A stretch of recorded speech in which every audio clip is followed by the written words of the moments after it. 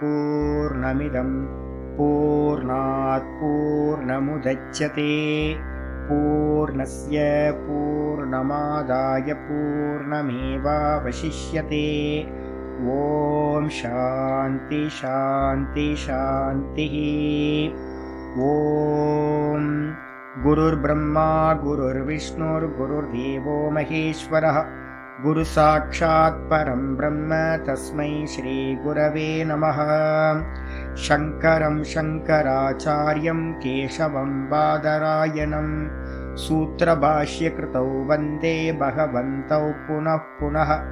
ईश्वरो गुरुरात्मेति मूर्तिभेदविभागिने व्योमवद्व्याप्तदेहाय दक्षिणामूर्तये नमः। सदाशिवसमारम्भां शङ्कराचार्यमध्यमाम् अस्मदाचार्यपर्यन्तां वन्दे गुरुपरम्पराम्। ॐ यो ब्रह्माणं विदधाति पूर्वं यो वै वेदांश्च प्रहिणोति तस्मै तं हदेवमात्मबुद्धिप्रकाशं मुमुक्षुर्वै शरणमहं प्रपद्ये। ॐ शान्ति शान्ति शान्तिः। ॐ असतो मा सद्गमय तमसो मा ज्योतिर्गमय मृत्योर्मामृतं गमय। ॐ शान्ति शान्ति शान्तिः।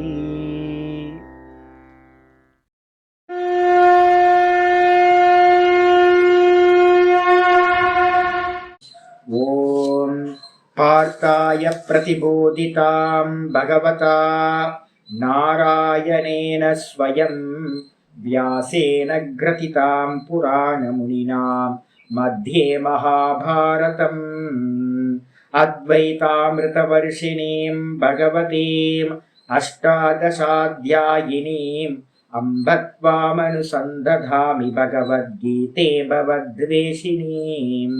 नमोऽस्तु ते व्यासविशालबुद्धे पुल्लारविन्दाय तपत्रनेत्र येन त्वया भारततैलपूर्णः प्रज्वालितो ज्ञानमयप्रदीपः प्रपन्नपारिजाताय स्तोत्रवेत्रैकपाणये ज्ञानमुद्राय कृष्णाय गीतामृतदुहे नमः। सर्वोपनिषदो गावः दोग्धा गोपालनन्दनः पार्थो वत्ससुधीर्भोक्ता दुग्धं गीतामृतं महत्।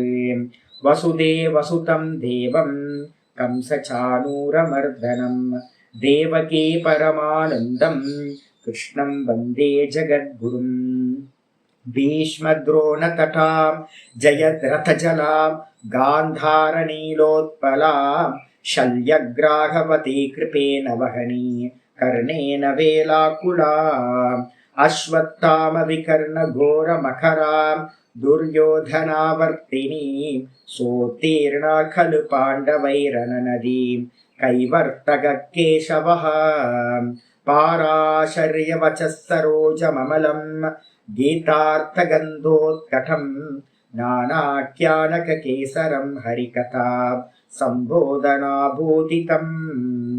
लोके सज्जनषट्पदैरहरः पेपीयमानं मुदा भूयाद्भारतपङ्कजं कलिमलं प्रध्वंसिनः श्रेयसे। मूकं करोति वाचालं पङ्गुं लङ्घयते गिरिं यत्कृपातमहं वन्दे परमानन्दमाधवम्। यं ब्रह्मा वरुणेन्द्ररुद्रमरुतः स्तुन्वन्ति दिव्यैस्तवैः वेदैः साङ्गपदक्रमोपनिषदैः गायन्ति यं सामगाः ध्यानावस्थिततद्गतेन मनसा पश्यन्ति यं योगिनः यस्यान्तं न विदुः सुरासुरगणाः। देवाय तस्मै नमः देवाय तस्मै नमः। ॐ श्रीकृष्णाय परमात्मने नमः। श्रीकृष्ण कृष्ण कृष्ण। ஓம் நாராயண பரோ வியக்தாத் அண்டமவ்யக்த சம்பவம் அண்டஸ்யாந்தஸ்தினி லோகாஹ சப்தத்வீபாச்ச மீதினி. ஓம் நமஸ்காரம். பார்த்துக்கிட்டு இருக்கிறது பகவத்கீதையில 3வது சாப்டர் கர்மயோகம் பார்த்துக்கிட்டு இருக்கோம். கர்மயோகத்துல நேற்று என்ன பார்த்துருக்கோம் அப்படின்னா 18வது ஸ்லோகம் பார்த்துருக்கோம். ஸ்லோகத்தோட மீனிங் பார்த்துருக்கோம். நைவ தஸ்ய கிருதேனார்த்தஹ நா கிருதேனேக கஷ்சன நசாஸ்ய சர்வபூதேஷு கஷ்சிதர்த்தவ்யபாஸ்ரயः கஷ்சிதர்த்தவ்யபாஸ்ரயः நைவ தஸ்ய கிருதேனார்த்தஹ நா கிருதேனேக கஷ்சன நசாஸ்ய சர்வபூதேஷு கஷ்சிதர்த்தவ்யபாஸ்ரயः. ஆச்சாரியர் என்ன பண்ணியிருக்காரு அப்படின்னா, நம்மளோட செட்டப் கிளியரா புரிஞ்சுக்கிட்டே வந்து நல்லா இருக்கும். 4வது ஸ்லோகத்துல இருந்து 8வது ஸ்லோகம் வரைக்கும் கர்மத்தை பண்ணணும்னு சொன்னார். அப்புறம் 9வது ஸ்லோகத்துல இருந்து 16வது ஸ்லோகம் வரைக்கும் கர்மத்தை யஜ்ஞமா பண்ணணும் அப்படின்னு சொன்னார். அதுக்கப்புறம் பாத்தீங்கன்னா 17, 18 பாத்தீங்கன்னா ட்ராக் மாறுது. என்ன ட்ராக் மாறுதுன்னா, திடீர்னு ஆத்ம ஞானியோட ஸ்லோகத்தை பத்தி ஆரம்பிக்கிறார். எதுக்காக யஜ்ஞத்தை பத்திட்டு பேசிட்டு இமீடியட்டா சொல்லணும் அப்படின்னா, ஆச்சாரியர் அதுக்காக ஒரு பாஷ்யம் பண்ணியிருக்காரு. என்னன்னு கேட்டா, யாரு கர்மத்தை பண்ணணும், யாரு கர்மத்தை பண்ணக்கூடாது. அப்ப கர்மம், கர்மயோகம், ஞானம், ஞான நிஷ்டை அப்படின்னு நம்ம பாத்தீங்கன்னா செட்டப் வச்சிருக்கோம். இந்த கர்மயோகத்தை யாரு பண்ணணும் அப்படின்னு கேட்டீங்கன்னா, நீங்களும் நானும் இன்னும் சமத்துவத்தை, சித்த சமத்துவத்தை அடையலை. நம்ம மனசோட சமநிலையை அடையறதுக்காக தான் கர்மயோகமானது விதிக்கப்படுது. நல்லா மனசுல வச்சுக்கணும். அப்போ கர்மயோகம் பாத்தீங்கன்னா ஒரு சாதகனுக்கு முதல்ல ஸ்டெப்பே பாத்தீங்கன்னா கர்மயோகமா சொல்லப்பட்டிருக்கு. இதுக்கப்புறம் அந்த சாதகன் பாத்தீங்கன்னா சமநிலையை அடைஞ்சதுக்கு பிறகு ஞானத்தை அடையிறான். ஞானம்ன்றதுக்கு அர்த்தம் பாத்தீங்கன்னா நம்ம சொல்றோமே, இந்த சப்தார்த்தம் ஞானம் இல்லை. யோக சூத்திரம் படிக்க போறோம். யோக சூத்திரத்தை இதை பத்தி ரொம்ப டீட்டெயிலா பாத்தீங்கன்னா சொல்லுது. 3 விஷயம் சொல்றோம். என்னன்னு கேட்டீங்கன்னா, சப்தம், அர்த்தம், ஞானம் அப்படின்னு 3 எடுத்துங்க. சப்தம், அர்த்தம், ஞானம். இந்த சப்த அர்த்த ஞானம்ன்றது என்ன அப்படின்னா, இப்ப நான் சொல்றேன் என்னன்னு கேட்டீங்கன்னா, ஒரு புஸ்தகம் அப்படின்னு ஒரு வார்த்தையை சொல்றேன். இந்த புஸ்தகம்னு சொன்ன மாத்திரத்துல நமக்கு இமீடியட்டா உங்களுக்கு எல்லாத்துக்கும் பாத்தீங்கன்னா உள்ளுக்குள்ளார புரிதல் வருதா? ஆமா, புஸ்தகம் அப்படின்னு தெரிஞ்சிடும். அப்போ புஸ்தகம்னு சொல்லக்கூடிய இந்த சப்தம் இது என்னோட வாக்குல இருந்து வெளிப்படுது. உங்க காதுல நீங்க கேட்கறீங்க, இது சப்தம்னு பேரு. இதே பாத்தீங்கன்னா அந்த புஸ்தகம் எங்க சுவாமி இருக்கு அப்படின்னா, என் கையில இருக்கு, வெளியில இருக்கு. புஸ்தகம்ன்றது இந்த வஸ்து பாத்தீங்கன்னா வெளியில இருக்கு. அப்ப புஸ்தகம் வெளியில இருக்கு, சப்தம் என்னுடைய வாயிலிருந்து நான் சொல்றேன். இத கேட்ட மாத்திரத்துல இந்த ரெண்டும் பாத்தீங்கன்னா ஒரு அருமையான ஒரு வச்சனம் இருக்கு. என்னன்னு கேட்டீங்கன்னா, ரகுவம்சத்தோட முதல் ஸ்லோகமே பாத்தீங்கன்னா காளிதாசர் எழுதுற, வாகர்த்த விவசம்பிருத்தௌ வாகர்த்த பிரதிபத்தையே ஜெகத பிதரௌ வந்தே பார்வதி பரமேஸ்வரௌ அப்படின்னு ஒரு ஸ்லோகம் இருக்கு. இந்த வாக்கும் அர்த்தமும், வாக்குன்னா என்ன அர்த்தம்? நான் பேசுறது புஸ்தகம் அப்படின்னு சொல்ற வாக்கு. இந்த புஸ்தகத்துக்கான அர்த்தம் எது அப்படின்னு கேட்டீங்கன்னா, வெளியில இருக்கிற இந்த புஸ்தகம்ன்ற வஸ்து பாத்தீங்கன்னா அர்த்தம்னு பேர். சொல்லும் பொருளும். நான் பேசுற வாக்கும் வெளியில இருக்கிற இந்த சப்தமும் எப்படிப்பட்டது அப்படின்னு கேட்கும்போது, வாகர்த்த விவசம்பிருத்தௌ வாகர்த்த பிரதிபத்தை. இந்த ரெண்டும் எப்படி இருக்கு அப்படின்னா, பார்வதியும் பரமேஸ்வரனும் பாத்தீங்கன்னா பிரியாம இருக்கிற மாதிரி இந்த வாக்கும் இந்த பொருளும் பாத்தீங்கன்னா பிரியாம இருக்கு. பரமஹம்சானந்தான்னு சொல்லிட்டா நான் வேற, பரமஹம்சானந்தா வேற இல்லை. புஸ்தகம்னு சொல்லிட்டோம் அப்படின்னா புஸ்தகம் வேற, அந்த சப்தம் வேற இல்லை. இது மாதிரி இந்த உலகத்துல இருக்கிறது எல்லாமே பாத்தீங்கன்னா அதோட சப்தங்களோட இணைஞ்சிருக்கு. இப்ப என்ன அப்படின்னா, புஸ்தகம்னு நம்ம என்ன பண்ணிட்டோம், சின்ன வயசுல இருந்து படிச்சு வச்சிருக்கோம்.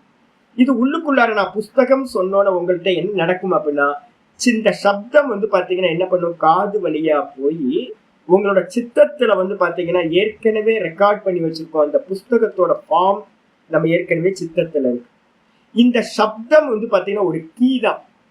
நான் சொல்ற ஒவ்வொரு சப்தமும் ஏற்கனவே உங்கள்கிட்ட பதிவாயிருக்கிற அந்த ஃபார்ம் இருக்கு பாத்தீங்களா, அதை போய் இதோட கனெக்ட் பண்ணும். கனெக்ட் பண்ண மாத்திரத்துல உங்களுக்குள்ளார சித்தத்துல என்ன ஆகும்னா அந்த புக்கோட ஃபார்ம் வந்து பாத்தீங்கன்னா பரிணாமத்தை அடையும். புஸ்தகத்தை பார்த்தீங்க அப்படின்னா உள்ளுக்குள்ளார சப்தம் வந்து பாத்தீங்கன்னா ஓப்பன் ஆகும். அதே நேரத்துல சப்தத்தை சொன்னீங்கன்னா அந்த புஸ்தகம்ன்ற அந்த ஃபார்ம் ஓப்பன் ஆகும். இந்த ரெண்டும் வந்து பாத்தீங்கன்னா பிரிக்க முடியாது. சப்தத்தை பார்த்தா அந்த அர்த்தம் உண்டாகும், அர்த்தத்தை பார்த்தோம் அப்படின்னா சப்தம் உண்டாகும். இந்த உலகத்துல விவகாரம் பண்ணிக்கிட்டு இருக்கிறது நம்ம எல்லாருமே இந்த சப்த அர்த்தம், இந்த சித்தத்துக்குள்ளார வந்து பாத்தீங்கன்னா புத்தி, அந்த புத்தியில வந்து பாத்தீங்கன்னா இந்த சப்தம் வந்து பாத்தீங்கன்னா ஒரு ஃபார்மை கிரியேட் பண்ணது இல்லை. அதுக்கு பேர் என்ன பேருனா ஞானம் அப்படின்னு பேர். சித்த விருத்தி நான் சொன்ன சப்தத்துக்கு ஏத்த மாதிரி பரிணமிச்சுது அப்படின்னா அந்த விசேஷமான பரிணாமத்துக்கு பேரு, புத்தியில உண்டாகக்கூடிய சித்த விருத்தியோட பரிணாமத்துக்கு பேரு தான் ஞானம் அப்படின்னு பேர். இப்ப நான் அந்த கண்ணை திறந்து வந்து பாத்தீங்கன்னா ஒரு வஸ்துவை பாக்குறேன், மலையை பாக்குறேன். இந்த மலையை பார்த்த மாத்திரத்துல இந்த கண்ணோட விற்த்திகள் வந்து பாத்தீங்கன்னா கண் வழியா வெளியில போய் அந்த மலையை வந்து பாத்தீங்கன்னா ஸ்வீகாரம் பண்ணி திரும்ப கொண்டுட்டு வந்து என்னோட ஹிருதயத்துக்குள்ளார போய் வந்து பாத்தீங்கன்னா அந்த புத்தியை டச் பண்ணும் போது அந்த புத்தியில என்ன ஆகுதுன்னு கேட்டீங்கன்னா மலையோட ஃபார்ம் வெளியில இருந்து வந்துச்சு. உடனே எனக்குள்ளார புத்தியில என்ன ஞானம் உண்டாகுது அப்படின்னா இது மலை அப்படின்னு ஒரு ஞானம் உண்டாகுது. சப்தமும் அர்த்தமும் சேர்ந்து சித்த புத்தியில வந்து உண்டாகக்கூடிய அந்த பரிணாமத்துக்கு பேரு, சித்த பரிணாமத்துக்கு பேரு, விற்த்தியோட பரிணாமத்துக்கு பேரு ஞானம் அப்படின்னு பேரு. இப்ப நான் என்ன சொல்றேன், ஆத்மா அப்படின்னு நான் சொல்றேன். ஆத்மான்னு நான் சொல்றேன், ஒரு சப்தத்தை சொல்றேன். இப்ப ஆத்மான்னு சொன்ன மாத்திரத்துல உங்களுக்கு புஸ்தகம்னு சொன்ன மாத்திரத்துல புரிஞ்சு போச்சா? ஆமா புரிஞ்சிச்சு, இமிடியட்டா புரியுது, எந்த ஒரு டவுட்டும் இல்லவே இல்லை. இப்ப நான் வந்து ஒரு சப்தத்தை சொல்றேன், பிரம்மம் ஆத்மா அப்படின்னு ஒரு சப்தம் சொன்னோன்னே என்ன உண்டாகுதுன்னு பாருங்க அப்படின்னு கேட்டீங்கன்னா எதுவுமே உண்டாகாது. என்ன காரணம் அப்படின்னா, இதே நான் சொல்றேன் ஜி பரமஹம்சானந்தாச்சி அப்படின்னு சொன்னா yes boss yes yes ji அப்படின்னு நான் இமிடியட்டா பாக்குறேங்க. இமிடியட்டா நான் என்ன பண்றேன் அப்படின்னா பாக்குறேன், யாரும் கூப்பிடுறாங்களே பரமஹம்சானந்தான்னு அப்படின்னு. அப்ப எந்த சப்தத்தை நம்ம வந்து உங்களை குறிச்சு நம்ம சொல்றோமோ உங்க பேரை சொன்ன மாத்திரத்துல உங்களுக்கு என்னதான் கூப்பிடுறாங்கன்னு உங்களுக்கு வந்து இமீடியட்டா உங்களுக்கு புரியுதா? உங்களுக்கு வேற யாரோ பக்கத்துல இருக்கிறவங்க பேர் சொல்றாங்க, இமீடியட்டா நம்ம என்ன சொல்றோம், ஜி உங்களை கூப்பிடுறாங்க பாருங்க அப்படின்றோம். நம்மளை கூப்பிடல, இன்னொருத்தரை கூப்பிடுறாங்கன்னு நம்ம சொல்றோம். அப்போ ஒவ்வொரு சப்தமும் நமக்குள்ளார வந்து பாத்தீங்கன்னா ஒரு ஞானமா இருக்கு. அதை வச்சுக்கிட்டு தான் நம்ம விவகாரம் எல்லாமே பண்றோம். ஆனா ஆத்மான்ற சப்தம், பிரம்மம்ன்ற சப்தம் வந்து பாத்தீங்கன்னா நமக்கு வந்து பாத்தீங்கன்னா ஒரு அர்த்தஸ்புரணத்தை கொடுக்கல. பிரம்மம்னா நான் தான் அப்படின்னு எனக்கு எப்ப தோணுதோ அதுக்கு பேரு தான் ஞானம். ஆத்மான்னு சொல்லும் போதெல்லாம் அது நான் அப்படின்னு உங்களுக்கு தோணுச்சு அப்படின்னா அதுதான் ஞானம். பரமஹம்சானந்தான்னு சொல்லும் போது எஸ் பாஸ் அப்படின்னு நான் சொல்றேன்னா எனக்கு இன்னும் ஞானம் உண்டாகலைன்னு அர்த்தம். நான் இன்னும் வந்து பாத்தீங்கன்னா பரமஹம்சானந்தான்ற தேகத்தை தான் நான் நினைக்கிறேன், நானை நான் அப்படின்னு நினைக்கல, ஆத்மாவை நான் அப்படின்னு நினைக்கல. எப்பெல்லாம் வந்து பாத்தீங்கன்னா இந்த நாமரூபத்தோட நமக்கு கனெக்ஷன் இருக்கோ அது வரைக்கும் வந்து பாத்தீங்கன்னா நமக்கு சப்தம், சப்தத்தோட அர்த்தம் தெரிஞ்சிருக்கு. ஆனா வந்து பாத்தீங்கன்னா ஞானம் உண்டாகலன்னு அர்த்தம். இந்த ஞானம் வந்து பாத்தீங்கன்னா புத்தியில உண்டாகக்கூடிய பரிணாமம், சித்த பரிணாமம் அப்படின்னு நம்ம சொல்றோம். அப்ப நம்ம இப்ப எங்கெல்லாம் படிச்சுக்கிட்டு இருக்கோமோ இது எல்லாம் என்னன்னு கேட்டீங்கன்னா முதல் ஸ்டெப் வந்து பாத்தீங்கன்னா பதஜன்ய ஞானம். பதஜன்ய ஞானம்னு அர்த்தம் ஒரு பதத்தை கேட்டு அந்த பதம்னா வேர்டு வேர்டா கேட்டு அந்த ஒவ்வொரு வேர்டுக்கும் வந்து பாத்தீங்கன்னா மீனிங் என்னன்னு தெரிஞ்சுக்கிறது தான் சிரவணம். முடிஞ்சு போச்சு.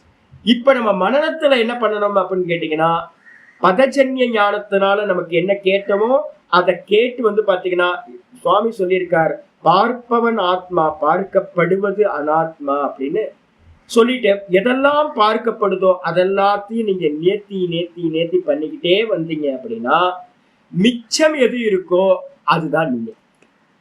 அந்த மிச்சம் இருக்கிற நிலையில வந்து பாத்தீங்கன்னா உங்களுக்கு நடக்கிறது தான் அனுபூதின்னு பேர். இது எங்க நடக்கும்? மனத்தோட எண்டுல நடக்கும். இப்ப நம்ம மனநத்துல இருக்கிறோமான்னு கேட்டீங்கன்னா மனனம் பண்ண முடியல. ஏன்னு கேட்டீங்கன்னா இன்னும் இப்ப நம்ம சிரவணம் தான் பண்ணிக்கிட்டு இருக்கோம். இப்ப இந்த மனநத்துலதான் வந்து பாத்தீங்கன்னா எல்லாத்தையும் நேர்த்தி பண்ணதுக்கு பிறகு கிடைக்கிற ஞானம் தான் வாஸ்தவமான ஞானம். அதுல தொடர்ந்து நிக்கிறது, அது கிடைச்சிரும், மனநத்தோட எண்டுல கிடைச்சிரும். கிடைச்சதுக்கு பிறகு அந்த தான்ல தொடர்ந்து நிக்கிற அபியாசத்துக்கு பேரு தான் நிதித்தியாசனம், நிஷ்டைக்காக பண்ணக்கூடிய. அப்ப நல்லா புரிஞ்சுக்கணும் என்னன்னா, நேத்தி மட்டும்தான் பாத்தீங்க அப்படின்னா இந்த ஆத்மாவை அறிவதற்கான உபாயம் மனசுல புரிஞ்சுக்கணும். அதுக்கப்புறம் நேத்திய நான் பண்ணிட்டேன் சுவாமி, அந்த நான்ல நிக்கிறதுக்கு என்ன வேணும் சுவாமி அப்படின்னு கேட்டீங்கன்னா, மனசு சஞ்சலம் இருந்துச்சுன்னா இந்த நான்ல நிக்க முடியாது. மனசு பாத்தீங்கன்னா சஞ்சலிச்சுக்கிட்டே இருக்கு அப்படின்னா சுத்தமான நான்ல நிக்க முடியாது. அந்த நான்ல நிக்கிறதுக்கு நம்ம என்ன வேணும், முக்கியமான தகுதி எது அப்படின்னு கேட்டீங்கன்னா, இந்த மனசோட சமநிலை தேவைப்படுது. இல்ல அப்படின்னா என்ன ஆயிடும்னு கேட்டீங்கன்னா, நேத்தியே பண்ண முடியாது நிறைய பேரால. ஏன்னா மனசு சஞ்சலிச்சுக்கிட்டே இருந்துச்சுன்னு வச்சுங்க, இது நான் இல்லைன்னு உங்களால நெகேட் பண்றதுக்கே முடியாது. ஆனா என்ன பண்ணலாம், சப்தத்தையும் அர்த்தத்தையும் கேட்டு தெரிந்து கொள்ளலாம். இப்ப பாடம் போயிட்டு இருக்கு அப்படின்னா பாடத்தை பாத்தீங்கன்னா நல்லா தெரிஞ்சுக்கலாம், சப்தங்கள்லாம் புரிஞ்சிடும். ஆனா நேர்த்தி பண்ற கெப்பாசிட்டி நமக்கு வராது. ஏன் அப்படின்னா வெளியில நம்ம என்ன பண்ணிருக்கோம், எல்லாத்துலயும் சத்தியத்துவம் கொடுத்து வச்சிருக்கோம். வெளியில பாத்தீங்கன்னா எனக்கு இது வேணும் இது வேணும் அப்படின்னு நிறைய தேவைகளை வச்சிருக்கோம்.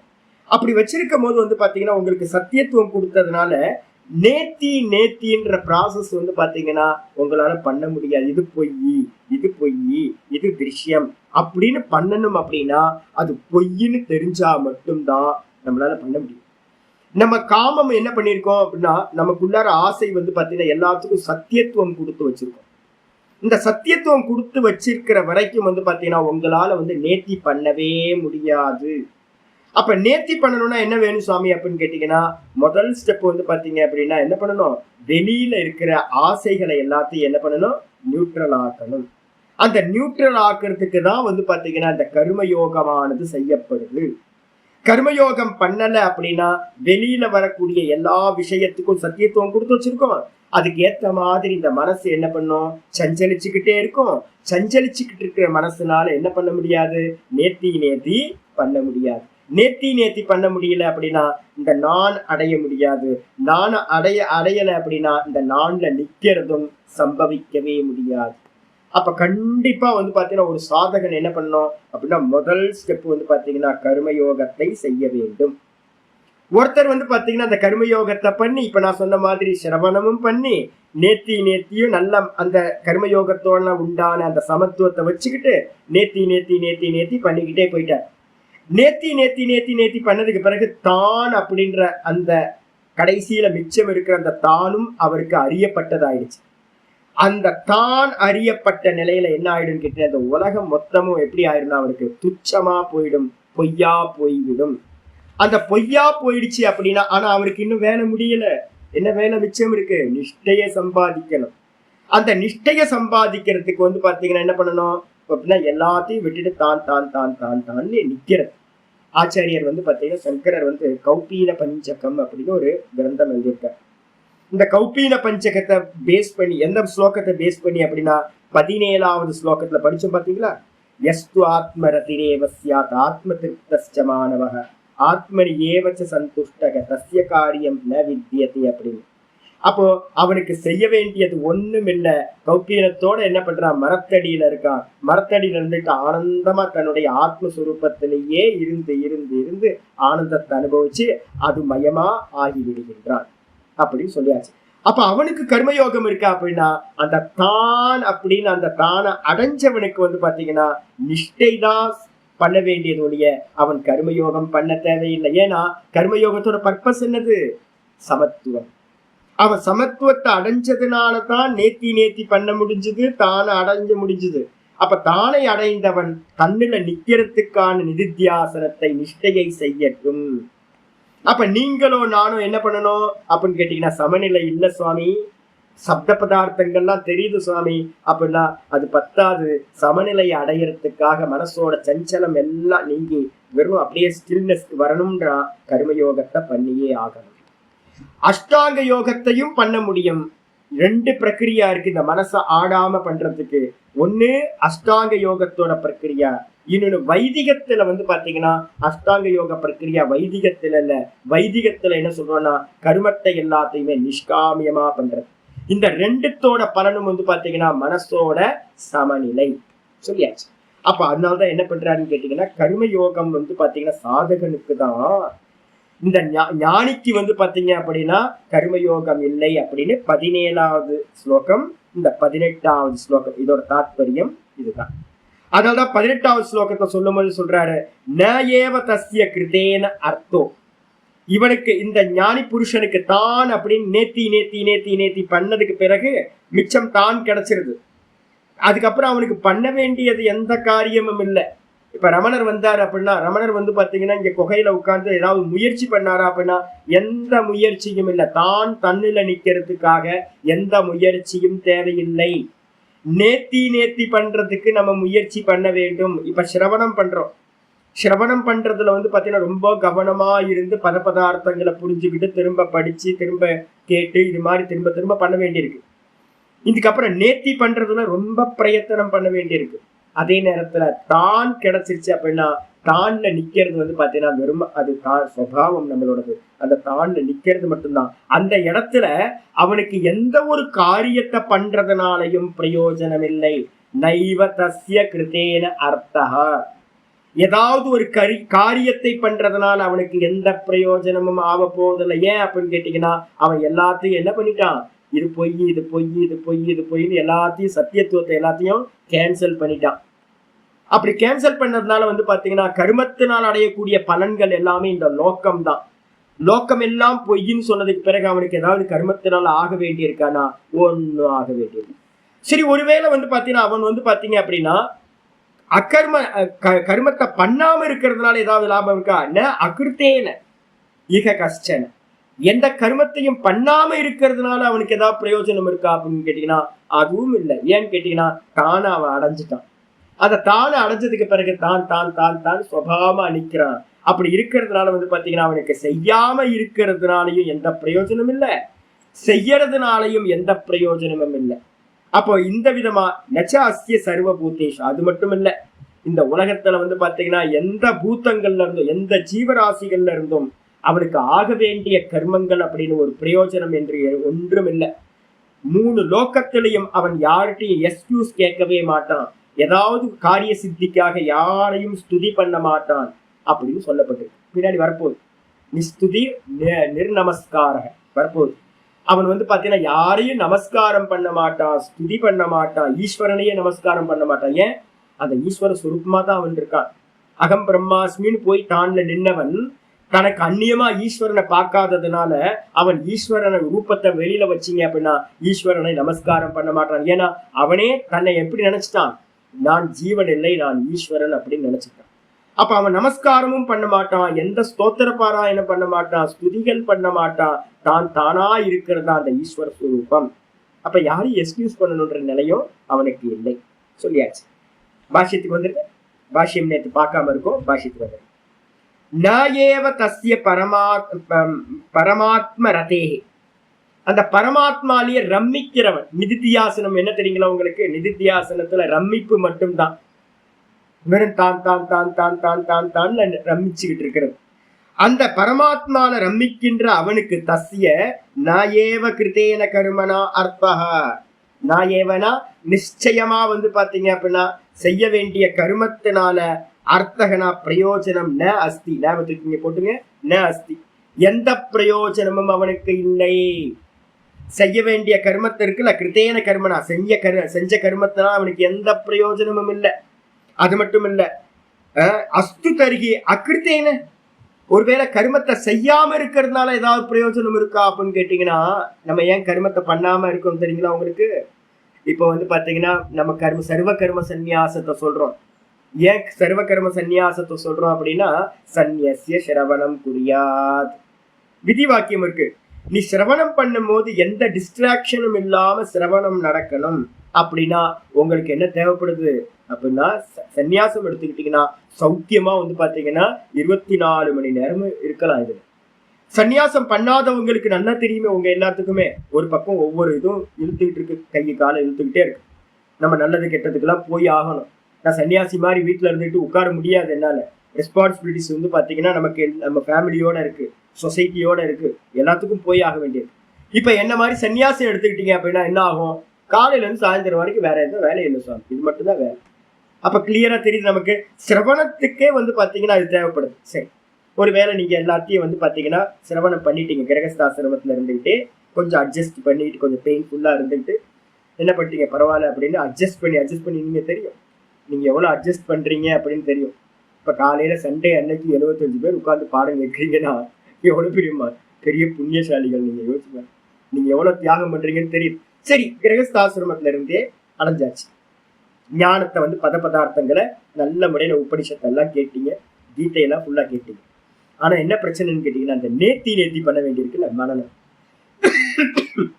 அனாத்ம விஷயங்கள் எல்லாம் பிரிச்சு பார்த்து இது நான் இல்லை, இது நான் இல்லை, இது நான் இல்லைன்னு. அப்ப எங்க இருந்து ஆரம்பிப்பீங்கன்னா, தேகத்துல இருந்து ஆரம்பிக்க மாட்டீங்க, வெளியில இருந்து ஆரம்பிக்கணும். அப்ப நேர்த்தி பண்ண ஆரம்பிச்சிட்டீங்கன்னாவே உங்களால வந்து பாத்தீங்கன்னா இதுன்னு சத்தியத்துவம் கொடுக்க முடியாது. வெளியில இருக்கிற கர்மங்களை எதையுமே பண்ண முடியாது. அப்ப நேர்த்தி ப்ராசஸ் போறதுக்காக கண்டிப்பா நீங்க என்ன பண்ணி ஆகணும்னா, தியாகம்ன்ற சந்நியாசத்தை பண்ணிதான் ஆகணும். தியாகம் பண்ணாம வந்து நேர்த்தி நடக்கவே நடக்கல. நேர்த்தின்னு என்ன அர்த்தம்? இது உண்மை இல்லை, இது உண்மை இல்லை, இது ஆத்மா இல்லை, இது பொய், சன்னியாசம் வந்துடும். அதான் சன்னியாசம். சன்னியாசம்ன்றதுக்கு அர்த்தம் வந்து பாத்தீங்கன்னா இந்த காவி வஸ்திரத்தை கட்டிக்கிறது வந்து பாத்தீங்கன்னா இல்லை, இது வந்து ஸ்தூலமான சன்னியாசம். வாஸ்தவத்துல அந்த நேர்த்தி பண்றதுதான் வந்து பாத்தீங்கன்னா வாஸ்தவத்துல சந்நியாசம். அதை பண்ணினாதான் வந்து பாத்தீங்கன்னா அந்த நான் சுத்த நான் கடைசியில மிச்சமா உங்களுக்கு கிடைக்கும். அப்போ அதை கிடைச்சவன் என்ன பண்ணுவான்னு கேட்டீங்கன்னா, வேற எந்த இதுவும் இல்ல, தான்லயே சுகம். எப்படி தூக்கத்துல சுகமா இருக்குமே, தூக்கத்துல சுகமா இருக்கிறதுக்கு ஏதாவது நமக்கு செய்ய வேண்டியது இருந்துச்சா? தூக்கத்துல சுகமா இருக்கும். இன்னைக்கு நான் ஃபுல்லா நல்லா அனுபவிச்சேன், நல்லா பார்த்து இன்னைக்கு 1 மணிக்கே வந்து பாத்தீங்கன்னா வேக்கப் ஆயிட்டு நல்லா ஒரு 2:30 மணி வரைக்கும் பார்த்துக்கிட்டே இருந்தேன். யாரு தூங்குறா, யாருக்கு சுகம் கிடைக்குது, என்ன சுகம் கிடைக்குது, இதை பார்த்துக்கிட்டே இருந்த பாருங்க. அங்க வந்து பாத்தீங்கன்னா சுகம் இருக்கு, ஆனா அந்த சுகத்துக்கு வந்து பாத்தீங்கன்னா இன்னைக்கு எந்த காரியமும் பண்றதில்ல, டீப் ஸ்லீப். அதே நேரத்துல ஏதாவது பண்ணாம இருக்கீங்களா, அதனால ஏதாவது இந்த டீப் ஸ்லீப்ல ஆத்ம சுகம் கிடைச்சிக்கிட்டு இருக்கு. ஆத்ம சுகத்துல செய்யறதுனாலயோ செய்யாம இருக்கிறதுனாலயோ இல்ல, அது ஆதார தத்துவம். அப்ப அதுல ரமிக்கிறவனுக்கு வந்து பாத்தீங்கன்னா அஸ்து தருகி அகிருத்தேன. இப்ப என்ன பண்ண வேண்டியிருக்கு, சிரவணம் பண்றவனு வந்து வேணா தியாகம் பண்ணலாம், எந்த கர்மத்தையும் பண்ணாம இருக்கலாம். மனனம் பண்றவனுக்கு விதியே வைக்கிறோம், சர்வ கர்மத்தையும் பண்ணிட்டு நீ வந்து பாத்தீங்கன்னா தியாகம் பண்ணு அப்படின்னு விதியே வைக்கிறோம். ஆனா வந்து பாத்தீங்கன்னா தன்னை அடைஞ்சிட்டீங்க அப்படின்னா அதுக்கப்புறம் வந்து அவனுக்கு செய்ய வேண்டியது அப்படின்னு ஒண்ணுமில்ல. செய்யாம இருக்கிறதுனாலையும் அவனுக்கு எந்த ஒரு நஷ்டமும் ஆக போவதில்லை. அதான் இங்க சொல்லுது, அகரணே பிரத்யவாயாக்கியக அனர்த்தக. உடனே பூர்வபக்ஷி கேட்கிறான், அவன் செய்யாம ஏதாவது கர்மத்தை செய்யாம விட்டுட்டான் அப்படின்னா அதனால தோஷம் வருமே சுவாமி. என்ன தோஷம்? குளிக்காம இருந்தா என்ன தோஷம் வரும்? அழுக்கு வந்துடும், சேர்ந்துடும், பக்கத்துல யாரும் வர முடியாது, ஸ்மெல் வந்துடும். அப்ப டெய்லி குளிச்சுக்கிட்டு இருந்தோம் அப்படின்னா எதுக்காக குளிக்கிறோம் டெய்லி அப்படின்னா ஸ்மெல் வராம இருக்கிறதுக்காக தான். எதுக்காக பிரஷ் பண்றோம்? ஸ்மெல் வராம இருக்கிறதுக்காக தான் பிரஷ் பண்றோம். அப்ப பிரஷ் பண்ணல அப்படின்னா பக்கத்துல வரமாட்டாங்க. இங்க திருவண்ணாமலையில ஒரு சுவாமி ஒருத்தர் இருந்தார், நல்ல சாதக். ஆனா வந்து பாத்தீங்கன்னா பிரஷ் பண்ண மாட்டார். என்னவோ பிரச்சனை, ஏதோ உள்ளுக்குள்ள இது நல்ல டீசெண்டா இருப்பார், நல்ல வஸ்திரம் கட்டுவார், நல்லா பண்ணுவார். பக்கத்துல வந்து பாத்தீங்கன்னா அவர் வந்தாருன்னா சுவாமிங்க ஏதாவது சந்தேகம் கேட்க வருவார். நான் வந்து பாத்தீங்கன்னா ஐயோ வந்துட்டாரேன்னு எனக்கு பயமா இருக்கு, ஏன்னு தூரத்துல நிப்பாட்டி தான் பேசுவார். அவர் பக்கத்துல வரும்போதெல்லாம் நான் விலகி போவேன். ஏன் அப்படின்னா அந்த வாடை தாங்க முடியாது. அப்ப ஏதாவது ப்ராப்ளம் வந்து டெய்லி பண்ண வேண்டிய அந்த பிரஷ் பண்ணலன்னா என்ன நடக்கும் சுவாமி அப்படின்னா, பிரஷ் பண்ணலன்னா பக்கத்துல யாரும் வர முடியாது. அதே மாதிரி வந்து பாத்தீங்கன்னா இந்த ஞானி புருஷனுக்கும், இப்ப நீங்க மேரேஜ் பண்ணிருக்கீங்க அப்படின்னா ஒய்ஃபுக்கு பண்ண வேண்டியதை ஹஸ்பண்ட் பண்ணணும், ஹஸ்பண்டுக்கு பண்ண வேண்டியதை ஒய்ஃப் பண்ணணும், சில்ட்ரன்ஸ் பண்ண வேண்டியதை அப்பா அம்மா பண்ணணும், அப்பா அம்மாவுக்கு பண்ண வேண்டியதை சில்ட்ரன்ஸ் பண்ணணும். இதெல்லாம் வந்து பாத்தீங்கன்னா கர்த்தவியம்னு பேர். செய்ய வேண்டியது, அவசியம் செய்ய வேண்டியது. இந்த ஞானி புருஷனுக்கு வந்து பாத்தீங்கன்னா அது மாதிரி செய்ய வேண்டியது ஏதாவது இருக்கா சுவாமி அப்படின்னு கேட்டீங்கன்னா அவனுக்கு செய்ய வேண்டியது ஒன்றுமில்லை. எப்படி சொல்லியாச்சு போன ஸ்லோகத்தோட கடைசி பாருங்க, என்னது? அவனுக்கு எந்த தஸ்ய காரியம் ந வித்யதே. உங்களுக்கும் எனக்கும் நிறைய காரியம் இருக்குல்ல பண்ண வேண்டியது. பண்ணாம விட்டுட்டா என்ன பண்ணும்? சுத்தி இருக்கிற உலகம் நம்மளை வந்து தூற்றும். இதே வந்து ஞானி புருஷனுக்கு வந்து பாத்தீங்கன்னா தன்னை அடைந்தவனுக்கு இந்த உலகத்துல எந்த டியூட்டியும் இல்லை, செய்ய வேண்டிய கர்த்தவியம் இல்லை. இதை கேட்டோன பூர்வ மீமாம்சகன் சொல்றான், ஐயோ செய்யறத செய்யாம விட்டுட்டோன்னா என்ன வரும், ஸ்மெல் வர மாதிரி ஒரு தோஷம் வரும். அதுக்கு பேர் வந்து பாத்தீங்கன்னா பிரத்யவாய தோஷம். என்ன தோஷம் அதுக்கு பேரு? அகரணே பிரத்யவாய. பிரஷ் பண்ணாம விட்டா ஸ்மெல் வர மாதிரி கர்த்தவிய கர்மங்களை பண்ணாம விட்டுட்டோம் அப்படின்னா வரக்கூடிய தோஷத்துக்கு பேரு பிரத்யவாய தோஷம். அதான் கேட்கலாம். அகிருத்தேன, அதாவது அஸ்து தருகி, அவ்வாறு இருக்கின்ற நிலையில் அகிருத்தேன அப்படின்னா செய்யாம போயிட்டோம்னா அகரணே பிரத்யவாயாக்கியக அனர்த்தக, பிரத்யவாயம் சொல்லக்கூடிய அனர்த்தம் பாப்பமானது உண்டாகும் அப்படின்னு சொன்ன மாத்திரத்துல ஆச்சாரியா சொல்ற அடுத்த பேஜ்ல அகிருத்தேன இகலோகே. அகிருத்தம் அப்படின்னா என்ன அர்த்தம்? எந்த ஒரு கர்மத்தை பண்ணாம இருக்கிறதுனால இந்த லோகத்துல கஷ்டிதபி பிரத்யவாய பிராப்தி ரூபகா. என்ன தூக்கிய போட்டுங்க, அவனுக்கு வந்து பாத்தீங்கன்னா கொஞ்சம் கூட அந்த பிரத்யவாயன்ற தோஷமானது அவனுக்கு பிராப்தி ஆவதில்லை. ஏன்? ஆத்மஹானி லட்சணோவா, அவனுக்கு வந்து அவனோட ஞானத்துல இருந்து வந்து பாத்தீங்கன்னா கீழிறங்குதல் நடக்காது. ஒரு வாட்டி நீங்க வந்து பாத்தீங்கன்னா கைத்துல தெரிஞ்ச பாம்பு போய் கயிறை பார்த்துட்டீங்க அப்படின்னா திரும்ப வந்து பாத்தீங்கன்னா அந்த பாம்பு வரவே வராது. நம்ம முயற்சி எல்லாம் எதுக்குன்னா ஒரு க்ஷணமாவது வந்து பாத்தீங்கன்னா சுத்த நான பார்த்தோம் கயிறை பாக்குற மாதிரி. இப்ப நம்ம என்ன பார்த்துட்டு இருக்கோம்? கைத்துக்கு மேல பாம்பை பாக்குற மாதிரி நானுக்கு மேல நம்ம தேகாதிகளை பார்த்துக்கிட்டு இருக்கோம். நானுக்கு மேல இந்த ஜீவனையும் இந்த ஜெகத்தையும் நம்ம பார்த்துக்கிட்டு இருக்கோம். ஒரே ஒரு க்ஷணம் ஒரு மின்னல் வந்த மாதிரி இந்த இது வந்து பாத்தீங்கன்னா வந்து நான் அப்படின்னு ஒண்ணு காட்டிட்டு போயிடுச்சு அப்படின்னா இந்த மொத்த ஜெகத்தும் பொய்யா போயிடும். நீங்க பண்ண வேண்டிய கர்மமும் ஆபாசமா போயிடும். உங்களுக்கு பண்ண வேண்டியது ஒண்ணும் இருக்காது. அப்ப அதனால வந்து பாத்தீங்கன்னா கர்மத்தை பண்றோம் அப்படின்னா அந்த கர்மத்தை பண்றதெல்லாம் எங்க பண்ணிட்டு இருக்கோம் அப்படின்னா மோக காலத்துலதான், மயக்க காலத்துலதான் நான் ஜீவன், நான் வந்து பாத்தீங்கன்னா இதெல்லாம் பண்ணணும், எனக்கு இது கர்த்தவியம் நினைச்சுக்கிட்டு தேகத்தை சத்தியமா நினைச்சுக்கிட்டு இருக்கிறதுனால தான் சம்பவிக்குது. இவன் தன்னை வந்து உண்மையிலேயே உணர்ந்த காரணத்தினால, பார்த்த காரணத்தினால, ஆத்ம தரிசனம் பண்ண காரணத்தினால இவனுக்கு பண்ணாம இருக்கிறதுனால எந்த ஒரு ஆத்மாவோட நாசம் உண்டாவதே இல்லை. அது மட்டும் இல்ல, ஏவாஸ்தி நிச்சயமா உண்டாவதில்லை. அது மட்டும் இல்ல, நச்ச அஸ்ய சர்வபூதேஷு. செகண்ட் லைன் சொல்ற, இவனுக்கு அஸ்ய அப்படின்னா இந்த விதமா இருக்கிற இந்த ஞானி புருஷனுக்கு சர்வபூதேஷு. ஆச்சாரியர் சொல்ற சர்வபூதம்னு என்ன அர்த்தம்? எல்லா ஜீவராசிகள் இருந்தோம். எல்லா ஜீவராசினா என்னது?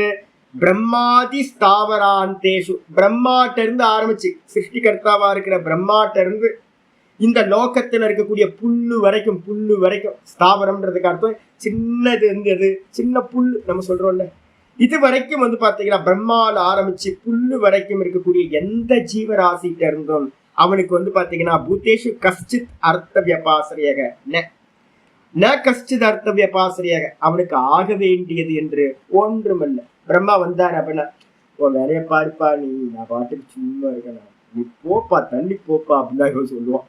ஏதாவது ஆக வேண்டி இருக்காப்பா? ஒன்னும் ஆக வேண்டாம், நீ போனா போதும், நிம்மதியா நான் இருப்பேன் போ அப்படின்ட்டுருவார். அப்ப பிரம்மா வந்தாலும் சரி, கலெக்டர் வந்தாலும் சரி, பிரைம் மினிஸ்டர் வந்தாலும் சரி, ஒருத்தர் வந்தாலும் இவருக்கு ஆக வேண்டியது இல்லை. பகவானோட ஹிஸ்டரி எடுத்து படிச்சீங்கன்னா தெரியும். பெரிய பெரிய ஆட்கள்லாம் வந்தாங்க. மகா பெரியவர் வந்து பாத்தீங்க அப்படின்னா இங்க திருவண்ணாமலைக்கு வந்தார். மகா பெரியவர் வரும்போது மகா பெரியவர் வந்து பாத்தீங்கன்னா மெயின் ரோட்லயே போயிட்டு இருக்காரு. பகவான்கிட்ட சொல்றாங்க என்னன்னு கேட்டீங்கன்னா, இது மாதிரி மகா பெரியவர் வந்திருக்காரு அப்படின்னு. மகா பெரியவருக்கு தெரியும் உள்ள பகவான் இருக்காரு அப்படின்னு. ரெண்டு பேரும் வந்து பாத்தீங்கன்னா எந்த ரியாக்ஷனும் இல்லை. இவரும் எந்திரிச்சு போய் அங்க போய் அவரை நமஸ்காரம் பண்றதுல எதுவும் இன்வைட் பண்றதோ, அதே நேரத்துல அவர் வந்து பாத்தீங்கன்னா உள்ள வந்து ரமண பகவானை வந்து பார்த்து நமஸ்காரம் பண்றதோ அது இல்லை. அவங்கவுங்க வேலையை பார்த்துட்டு இருக்காங்க. நம்ம தான் ஐயோ பகவான் வந்துட்டாரு, இவர் வந்துட்டாரு, அவர் வந்துட்டாருன்னு குதிக்கிறோம். ஏன் அப்படின்னு கேட்டீங்கன்னா நம்மள்கிட்ட பேத புத்தி இருக்கு. அப்ப ஞானி புருஷர்கள்ட்ட ஈகோவா அப்படின்னா ஈகோனா இல்லை சுவாமி. அது என்னன்னா எந்த இதுவும் இல்லை. சர்வம் பிரம்மமயமா அறிஞ்சவங்களுக்கு, வெறும் நாமரூபம் தான் அப்படின்னு தெரிஞ்சவங்களுக்கு, அவங்களுக்கு வந்து பாத்தீங்கன்னா யாரையும் நமஸ்காரம் பண்ணணும், நிந்தா பண்ணணும், எந்த கமெண்டும் இல்லை, எந்த காரியமும் ஆக வேண்டியது. அததான் இங்க சொல்றது என்னன்னு கேட்டீங்கன்னா, எந்த ஒரு காரியமும் அவங்களுக்கு ஆக வேண்டியது இல்லை சொல்லியாச்சு. அர்த்த வியபாசிரியம் ஆசிரியர் அதை வந்து எக்ஸ்பிளைன் பண்ற. அர்த்த வியபாசிரியம்னா என்ன அர்த்தம்னா பிரயோஜனத்துக்காக ஒருத்தரை சார்ந்து இருக்கிறது. காரியவாதிகள் நம்ம சொல்றோம் பாத்தீங்களா, காரியக்காரன் அவன் பேசியே வந்து பாத்தீங்கன்னா காரியக்காரன் காரியத்தை சாதிச்சிட்டான் அப்படின்னு. அப்ப காரியத்தை சாதிக்கிறதுக்காக காரியத்தை சித்தப்படுத்துறதுக்காக யாரையாவது சார்ந்திருத்தல் இருக்குல்ல, அதுக்கு பேரு அர்த்த வியபாசிரயன்னு பேரு. அது ஆச்சாரியார் கிளியனா இது பண்ற. பிரயோஜன நிமித்த கிரியா சாத்தியோ வியபாசிரயோ வியபாசிரயனம். ஆச்சாரிய சொல்றாரு, பிரயோஜனத்தை வச்சுக்கிட்டு மனசுல இவர்கிட்ட பாத்தீங்கன்னா ஏதாவது ஒரு காரியம் நமக்கு ஆக வேண்டி இருக்கு அப்படின்னு பாத்தீங்கன்னா, என்கிட்ட ஒருத்தர் இருந்தார். நான் பிசினஸ் பண்ணும்போது என்ன பண்ணுவேன் தெரியுங்களா, முன்னாடி நான் சொல்றது ஒரு 25 வருஷத்துக்கு முன்னாடி நல்லா சக்சஸ்ஃபுல்லா இருந்தேன். நான் என்ன பண்ணுவேன் அப்படின்னு கேட்டீங்கன்னா, கொஞ்சம் எனக்கு ஆர்டர்லாம் நிறைய இடத்துல இருந்து ஆர்டர் எடுக்கணும். எனக்கு கம்பெனிலாம் பாத்தீங்கன்னா ஃப்ரீயா போகணும் வரணும். இந்த ஃபர்ஸ்ட் எடுத்தோன்னு நான் என்ன பண்ணுவேன் அப்படின்னா, எனக்குள்ள ஒரு நல்ல ஒரு எக்ஸிக்யூட்டிவ் பேக் வச்சிருக்கேன். இந்த எக்ஸிக்யூட்டிவ் பேக்ல என்ன பண்ணுவேன் அப்படின்னு கேட்டீங்கன்னா, பேனா வச்சிருப்பேன், பென்சில் வச்சிருப்பேன், அப்புறம் சின்ன சின்ன பொம்மையெல்லாம் வச்சிருப்பேன். இதெல்லாம் ஆச்சரியமா இருக்கும். நிறைய சாக்லேட் வச்சிருப்பேன், நல்ல காஸ்ட்லி பேனா வச்சிருப்பேன், இது மாதிரி நிறைய வச்சிருப்பேன். இந்த எக்ஸிக்யூட்டிவ் பேக் நல்லா பெருசா வச்சிருப்பேன். நான் என்ன பண்ணுவேன், நீட்டா எங்க போனாலும் ஃபர்ஸ்ட் எடுத்தோன்னு அந்த செக்யூரிட்டி இருக்கான் பாத்தீங்களா, அந்த செக்யூரிட்டிட்ட பாத்தீங்கன்னா ஏதாவது ஒன்று கொடுத்து ஒரு 2 நிமிஷம் இப்படி சௌக்கியமா இருக்கீங்களா, ஃபேமிலிலாம் இப்படி இருக்கு எல்லாம். அதுக்கப்புறம் உள்ள என்ட்ரி கிடைச்சிரும். உள்ள என்ட்ரி கிடைச்சோன்னு யார் யாரெல்லாம் பாத்தீங்கன்னா எனக்கு ஆர்டர் கொடுக்குறவங்க எங்கெங்கெல்லாம் எனக்கு தடை இருக்குமோ அங்கெல்லாம் பாத்தீங்கன்னா நின்று சௌக்கியம் குசலம் விசாரிச்சு, எப்படிப்பா இருக்கா உன் பையன், எப்படி இருக்கா, சௌக்கியமா இருக்கா, வேலை கிடைச்சதா, உடம்பு சரியா இருக்கா, ஏதோ ப்ராப்ளம்லாம் சொன்னீங்க என்னாச்சு அப்படின்னு. என்ன காரியம் தெரியுங்களா, நான் பண்ணியிருக்கேன், அதெல்லாம் நான் பண்ணியிருக்கேன். அதான் நான் சொல்றேன் உங்களுக்கு. எனக்கு பாத்தீங்கன்னா எங்க போனாலும் ராயலா பாத்தீங்கன்னா போயிட்டே இருப்பேன். நான் அதுவும் ஏன் அப்படின்னு கேட்டீங்கன்னா, கவனிக்க வேண்டியவங்களாம் நல்லா கவனிச்சு காரியம் சார் உள்ள போயிட்டேன் அப்படின்னா பாத்தீங்கன்னா ஆர்டர் ஈஸியா கிடைக்கும். அதை சித்தப்படுத்துறது இதெல்லாம் டெக்னிக். மார்க்கெட்டிங்ல பாத்தீங்கன்னா முக்கியமானது. யாரை எப்படி கவனிச்சு எப்படி பாத்தீங்கன்னா அவங்கள பாத்தீங்கன்னா கரெக்ட் பண்றது அப்படின்னு. அப்படிதான் உலகம் ஓடிட்டு இருக்கு. அப்போ இதுக்கு பேரு பாத்தீங்க அப்படின்னா, அதான் சொல்றாரு, பிரயோஜன நிமித்த. ஏதாவது ஒரு பிரயோஜனத்தை உத்தேசம் பண்ணிக்கிட்டு எதுக்காக செக்யூரிட்டி எது பண்றோம், என்ட்ரி கிடைக்கணும். அப்படியே சார் யாரு இருக்கா, உள்ள இருக்காங்களா, இருக்காங்க போங்க அப்படின்றோம். மத்தவங்க வந்தாங்கன்னா இல்லையா போக முடியாது, பார்க்க முடியாதுன்னு. அப்ப சின்ன இடத்துல இருந்தே சின்ன சின்ன ஆளையும் கவனிக்கிறது என்ன, பின்னாடி உதவும் நமக்கு ஏதாவது பிரயோஜனப்படும் அப்படின்னு. ஒரு பிசினஸ் மேன் என்ன பண்ணுவான்னு கேட்டீங்கன்னா, யாரையும் பகைச்சிக்க மாட்டான். அவன் என்ன பண்ணுவான் அப்படின்னு கேட்டீங்கன்னா, எல்லாத்தையும் கவனிச்சுக்கிட்டே இருப்பான்.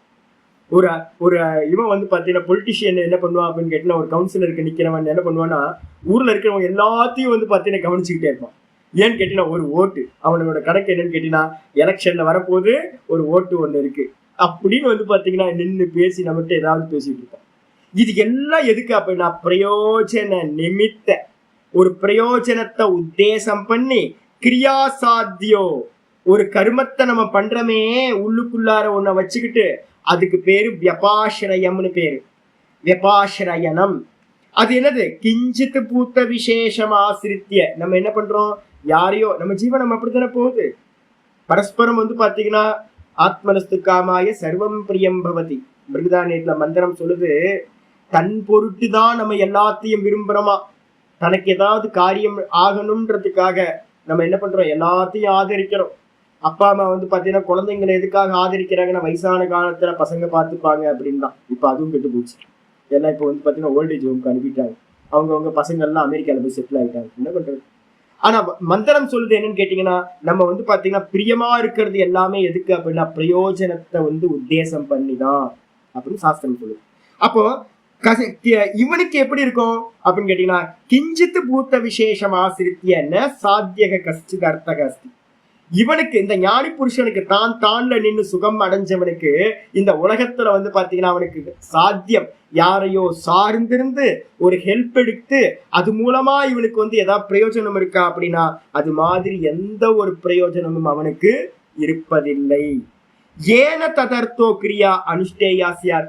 அப்படி இருக்கும்போது எதுவும் ஆக வேண்டியதில்லை. ஏன்னா இந்த தேகமே பொய்ன்னு அவன் நினைச்சுக்கிட்டு இருக்கான் அப்படின்னா, நிச்சயமா ஆயிடுச்சு அப்படின்னா, இந்த தேகத்தை காப்பாத்துறதுக்கு கூட பாத்தீங்கன்னா அவன் யாரையும் சார்ந்திருப்பதில்லை. அதனால ததர்த்த ஏன ததர்த்தோ, எதுக்காக பாத்தீங்கன்னா அவன் யாரை ப்ளீஸ் பண்ணி ஏதாவது ஒரு கிரியாவை சாதிப்பான் அப்படின்னா, கண்டிப்பா செய்யவே மாட்டான். ஏன் செய்ய போறான், செய்ய மாட்டான். அது மட்டும் இல்ல, அதே மாதிரி நத்வம் ஏத்தஸ்மின் சர்வதக. அது மட்டும் இல்ல, நீ என்ன பண்ணு, நீ எப்படி இருக்க அப்படின்னு கேட்டீங்கன்னா, அதான் சொல்ற, துவம் ஏதஸ்மின் சர்வதக சம்பளுதோதக ஸ்தானியே சம்யக் தர்ஷனே ந வர்த்தசே. சொல்லிட்ட, ஞானி புருஷனை பத்தி பேசிட்டோம்ப்பா, ஆனா உன் நிலைமை என்ன, சாமி இருக்கட்டும் சாமி, 2 ஸ்லோகத்துல வந்து பாத்தீங்கன்னா ஞானியை பத்தி பேசியாச்சு, நிஷ்டனை பத்தி பேசியாச்சு, அவனுக்கு ஆக வேண்டியது இல்லை அப்படின்னு, அவன் கர்மத்தையே பண்ண மாட்டான்னு சொல்லியாச்சு. சொன்னதுக்கு பிறகு வந்து பாத்தீங்கன்னா இங்க அடுத்த வார்த்தை, லாஸ்ட் வார்த்தை நம்மளை பத்தி பேசுற. ஆனா நீயோ அர்ஜுனனை பார்த்து சொல்றார், நத்வம் ஏதஸ்மின் சர்வத சம்பிருதோதகஸ்தானியே. ஏற்கனவே 2வது அத்தியாயம் 46வது ஸ்லோகத்துல பார்த்திருக்கோம். இந்த ஞானத்தோட நிஷ்டை எப்படிப்பட்டது அப்படின்னா, பறந்து விரிஞ்சிருக்கிற ஒரு லேக் மாதிரி. அந்த ஞானத்துக்குள்ளார இந்த உலகத்தோட சுகங்கள் எல்லாம் அதுக்குள்ளார உள்ளடங்கி விடுகின்றது. எல்லாம் வந்து பாத்தீங்கன்னா உள்ள வந்து ஞானத்துக்குள்ளார வந்து பாத்தீங்கன்னா எல்லா சாத்தியங்களும் அடைஞ்சிருது. அதுக்கப்புறம் வேற எதுவும் மிச்சம் இருக்கிறது இல்லை. ஆனா நம்ம எல்லாம் கர்மத்தினால அடையிறமே இந்த பிரயோஜனங்கள் எல்லாமே ஒரு கிணத்து தண்ணி மாதிரி. கிணத்துல இருக்கிற தண்ணி மாதிரி நம்ம ஒரு கர்மத்தை வந்து பாத்தீங்கன்னா பண்றோம், அல்பமான பிரயோஜனத்தை எடுத்துட்டு இருக்கோம். ஆனா ஞானத்தோட பிரயோஜனம் எப்படிப்பட்டது அப்படின்னா, ஞானத்தினால உண்டாகிற பலன் ஒரு பெரிய நீர்நிலையை போன்றது, பெரிய லேக்ல இருக்கிற தண்ணி மாதிரி. கோடிக்கணக்கான கிணத்தோட தண்ணி வந்து பாத்தீங்கன்னா ஒரு லேக்ல எப்படி இருக்குமோ அதே மாதிரி எல்லா கர்மத்தோட பிரயோஜனமும் அந்த ஞானத்துல வந்து பாத்தீங்கன்னா இருக்கு. அப்படிப்பட்டதை அடைந்தவன் ஞானி புருஷன். ஆனா நீயோ வந்து பாத்தீங்கன்னா அது மாதிரி ஞானத்தோட நிலையில சம்யக்கு தர்ஷனை நேவர்தசே, நீ இருக்கவில்லை, நீ இன்னும் மோகத்துல இருக்க. அதனால வந்து பாத்தீங்கன்னா இன்னும் தேகாபிமானத்தோட இருக்கிற. அதனால வந்து பாத்தீங்கன்னா அவங்களை கம்பேர் பண்ணிட்டு நீ என்ன பண்ணாத, கர்மத்தை பண்ணாம இருக்க. அப்ப என்ன பண்ணணும் சுவாமி அப்படின்னு கேட்டீங்கன்னா அடுத்த ஸ்லோகம் ஆரம்பிக்கும். யத ஏவ, ஆமா, கிருதகிருத்திய தன்மை அப்படின்னா என்ன அர்த்தம் அப்படின்னு கேட்டீங்கன்னா அடைய வேண்டியதெல்லாம் அடைந்த நிலை. ஆமா, அதேதான் அதேதான். அது வந்து பாத்தீங்கன்னா அவன் விவேகம் பண்றான் அந்த இடத்துல. ந கிருத்தேன அப்படின்னா இந்த ஆத்ம தத்துவம் கருமத்தினால் சாதிக்க முடியாது அப்படின்னு வைராகியத்தை அடைஞ்சு குருட்ட போறான். அப்ப விவேகம் வந்துட்டு போறான். விவேகம் எதனால வரும் நம்ம சொல்லியிருக்கோம், நிஷ்காமிய கர்மயோகத்தினால சித்த சுத்தி நடந்தாதான் உங்களுக்கு விவேகம் வரும். அது மூலமா வைராகியம் வரும். வைராகியம் வந்தவன் என்ன பண்றான், சர்வ கர்மத்தையும் விட்டுட்டு குருட்ட போறான். இப்ப இவனுக்கு அர்ஜுனனுக்கு என்ன இருக்கு அப்படின்னு கேட்டீங்கன்னா இன்னும் சித்த சுத்தி உண்டாகல. அப்ப சித்த சுத்தி உண்டாகலன்னா என்ன பண்ணணும், இவன் கர்மயோகத்துக்கு தான் அதிகாரி. எல்லாத்தையும் விட்டுட்டு கர்மத்தியாகத்தை பண்ணிட்டு நிக்கிறதுக்கு அருகதை இவனுக்கு இல்லை. அதனால ஆச்சாரியர் ஆரம்பிக்கிறார் 19வது ஸ்லோகம். நம்மள மாதிரி இருக்கிற அர்ஜுனன் மாதிரி இருக்கிற சிஷ்யர்களுக்கு சொல்றார், யதஏவம், எந்த காரணத்தால், யதஏவம்னா எந்த காரணத்தால் இந்த விதமாகவோ, அதுக்காக ஸ்லோகம் ஆரம்பிக்கிறது. தஸ்மாத் அசக்த சததம் காரியம் கர்ம சமாச்சர. தஸ்மாத் அசக்த சததம் காரியம் கர்ம சமாச்சர. அசக்தோ ஹ்யாச்சரன் கர்ம பரமாப்னோதி பூருஷः. தஸ்மாத் அசக்த சததம் காரியம் கர்ம சமாச்சர. அசக்தோ ஹ்யாச்சரன் கர்ம பரமாப்னோதி பூருஷः. தஸ்மாத் அசக்த சததம் காரியம் கர்ம சமாச்சர. அசக்தோ ஹ்யாச்சரன் கர்ம பரமாப்னோதி பூருஷः. ஆகையினால், ஆகையினால்னா என்ன அர்த்தம் கேட்டீங்கன்னா, தஸ்மாத்ன்றது இந்த 19வது ஸ்லோகத்துல தஸ்மாத்ன்னு சொல்லுதுன்னா ஆகையினால். ஆகையினால்னா என்ன அர்த்தம், 17வது ஸ்லோகத்தை பார்த்திருக்க, 18வது ஸ்லோகத்தை பார்த்திருக்க. ஞானி புருஷன் வந்து தன்னிடத்திலேயே மகிழ்பவனா இருக்கான், அவனுக்கு செய்ய வேண்டியது ஒன்றுமில்லைன்னு பார்த்தாச்சு இந்த 2 ஸ்லோகத்துல. ஆகையினால் நீ கடைசியில அந்த ஞான நிஷ்டையில போய் ஒன்னும் செய்யாம இருக்கிற அந்த நிஷ்கிரிய தன்மையை, நைஷ்கர்மி சித்தியை அடையணும் அப்படின்னா என்ன பண்ணணும், கர்மத்தை தியாகம் பண்ணணும். முடியுமா சுவாமினா, முடியாது. கர்மத்தை விட்டுட்டு நான் கர்த்தா இல்லை போக்தா இல்லைன்னு நிக்க முடியாது. அது நிக்கிறதுக்கு ஒரு பெரிய சாமர்த்தியம் தேவைப்படுது. அதுக்காக என்ன பண்ண அப்படின்னா, தஸ்மாத் ஆகையினால், நீ வந்து பாத்தீங்கன்னா இப்ப இருக்கிற நிலை வந்து பாத்தீங்கன்னா மோகத்துல இருக்க. தேகத்தை நீ சத்தியம்னு நினைக்கிற, இந்த உலகத்தை சத்தியம் நினைச்சுக்கிட்டு இருக்க. ஆகையினால் நீ எதுக்கு அதிகாரி, கர்மத்துக்கு தான் நீ அதிகாரி. அதனாலதான் ஆச்சாரிய சொல்றாரு ஆரம்பிக்கும் போது, தஸ்மாத் ஆகையினால் நீ என்ன பண்ண, கர்மியா இருக்க. கருமியா இருக்கிறவன் எதை பண்ணணும்? அசக்தக சததம் காரியம் கர்ம சமாச்சர. அசக்தகன் என்ன அர்த்தம்? பற்றில்லாதவனாக. கர்மத்தை பண்ணும்போது பாத்தீங்கன்னா நம்ம ஏற்கனவே பார்த்திருக்கோம்ல, ஜெயமா இருக்கட்டும் அஜயமா இருக்கட்டும், ஜெயாஜயோ சித்திய சித்தியோ சமோபூத்வா சமத்துவம் யோக உச்சியத்தே. முன்னாடியே பார்த்துருக்கோம் 2வது சாப்டர்ல. இந்த ஜெயம் கிடைக்கட்டும், இல்ல பாத்தீங்கன்னா வெற்றி கிடைச்சாலும் தோல்வி கிடைச்சாலும் சுகம் கிடைச்சாலும் துக்கம் கிடைச்சாலும் எது வந்தாலும் பாத்தீங்கன்னா நடக்கட்டும் நடக்கட்டும், ஏதோ அப்படிதான் போகும், லோகம்னா அப்படிதான் இருக்கும், லைஃப்னா இப்படிதான் இருக்கும் அப்படின்னு எதுலையுமே பற்று அடையாமல், எதுலையுமே ஆசக்தி உண்டாகாம, அதாவது அசக்தகன்னு சொல்லிட்டார். பற்றற்றவனாக.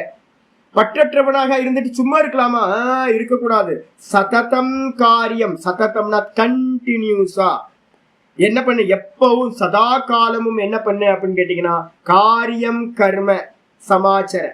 கர்ம காரியம் சமாச்சர. காரியம் கர்மன்னா செய்ய வேண்டிய கர்மங்களை பாத்தீங்கன்னா சமாச்சரனா நன்றாக செய்வாயாக. சம்யக்கு ஆச்சர, நல்லா பண்ணு. 24 மணி நேரம். அதான் நான் அடிக்கடி சொல்றது வார்த்தை இருக்குல்ல, பேய் மாதிரி வேலை செய்யணும். மற்றவங்க கர்மத்தை பண்றவங்க எல்லாரும், பலனை எதிர்பார்த்து பண்றவங்க எல்லாரும் டைம் கேப் விட்டு பண்ணுவாங்க. அதே நேரத்துல யாரு நிஷ்காம கர்மம் பண்றானோ அவன் என்ன பண்ணணும் அப்படின்னு கேட்டீங்கன்னா பேய் மாதிரி ஈஸ்வரனுக்கு ஸ்லேவ் எப்படி ஒர்க் பண்ணுவானோ அது மாதிரி பண்ணணும். நான் இங்கிலீஷ் ஃபிலிம்ஸ்லாம் பார்த்துருக்கேன்.